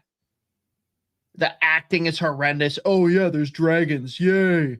Dude, they're cool. Go to AI. You can make dragons dance for you too. Like it's bad acting. It's bad storytelling. The whole thing is unraveling so poorly. Season 2 was okay. Season 1 was weird. Season 3 just sucks. I'm close to bailing on the show. And that's really hard to make me do. Here's a smart question. House Dragon own show? It's an independent show. I mean, it's in the same like universe as Game of Thrones, but it is a separate show. Siri just yelled at me and said, "What?" I heard that. I was like, "Wait, who's getting mad at you?" It was Siri just said, "Is that the roommate?" What? What? No, separate show, but it's in the same lineage as Game of Thrones. I didn't know they made 3 different series of the spinoff. I mean, they did a one standalone season that was kind of weird and random that people really like. I'm still kind of neutral, lukewarm on. But yeah, House of the Dragon's been pretty not good. We hate houses and dragons. Not on this show. Not on my watch. No houses or dragons. I'd rather have houses, if I'm being honest. I live in an apartment building. I would like a dragon. Yeah, I'll go dragon too, just because my wife is obsessed with all of the like home renovation shows. Yeah. Dragon's cheap. And dragons are the opposite. I mean, think about it. It's a contained burn. It's a contained burn, Charlie. Frank, let me open the window. Let me open the doors too. Let's get a little backdraft going. Frank, that's the first positive contribution you've had this entire time. Thank you. Thank you. That episode, there is no better moment than when they're sitting there at the hardware store and freaking Dennis is like, you know what little Mexican girls love more than anything in the world? Charlie's like, tacos? He's like, yes, tacos. We're going to make a little taco bed. Like, God damn. The fact that they're both on the same page, that that's what a little girl would love is tacos, is fucking wild to me. It's the funniest thing. And they just roll with it. And, oh, yeah, she'll be the ground beef and the taco. And then they end the episode with them in the rubble making the taco bed. Elite episode, elite show, nothing better. Mateo, end this shit right fucking now. Cool. You like it? Yes. I can't do this anymore. Sorry. I can go lower. Bro, that is badass. What are you, a man cheetah? Yes. You like it? Yes. Oh, Mateo, this has already gone so long. Just kill it. Love you. He's not even here. He fell asleep an hour.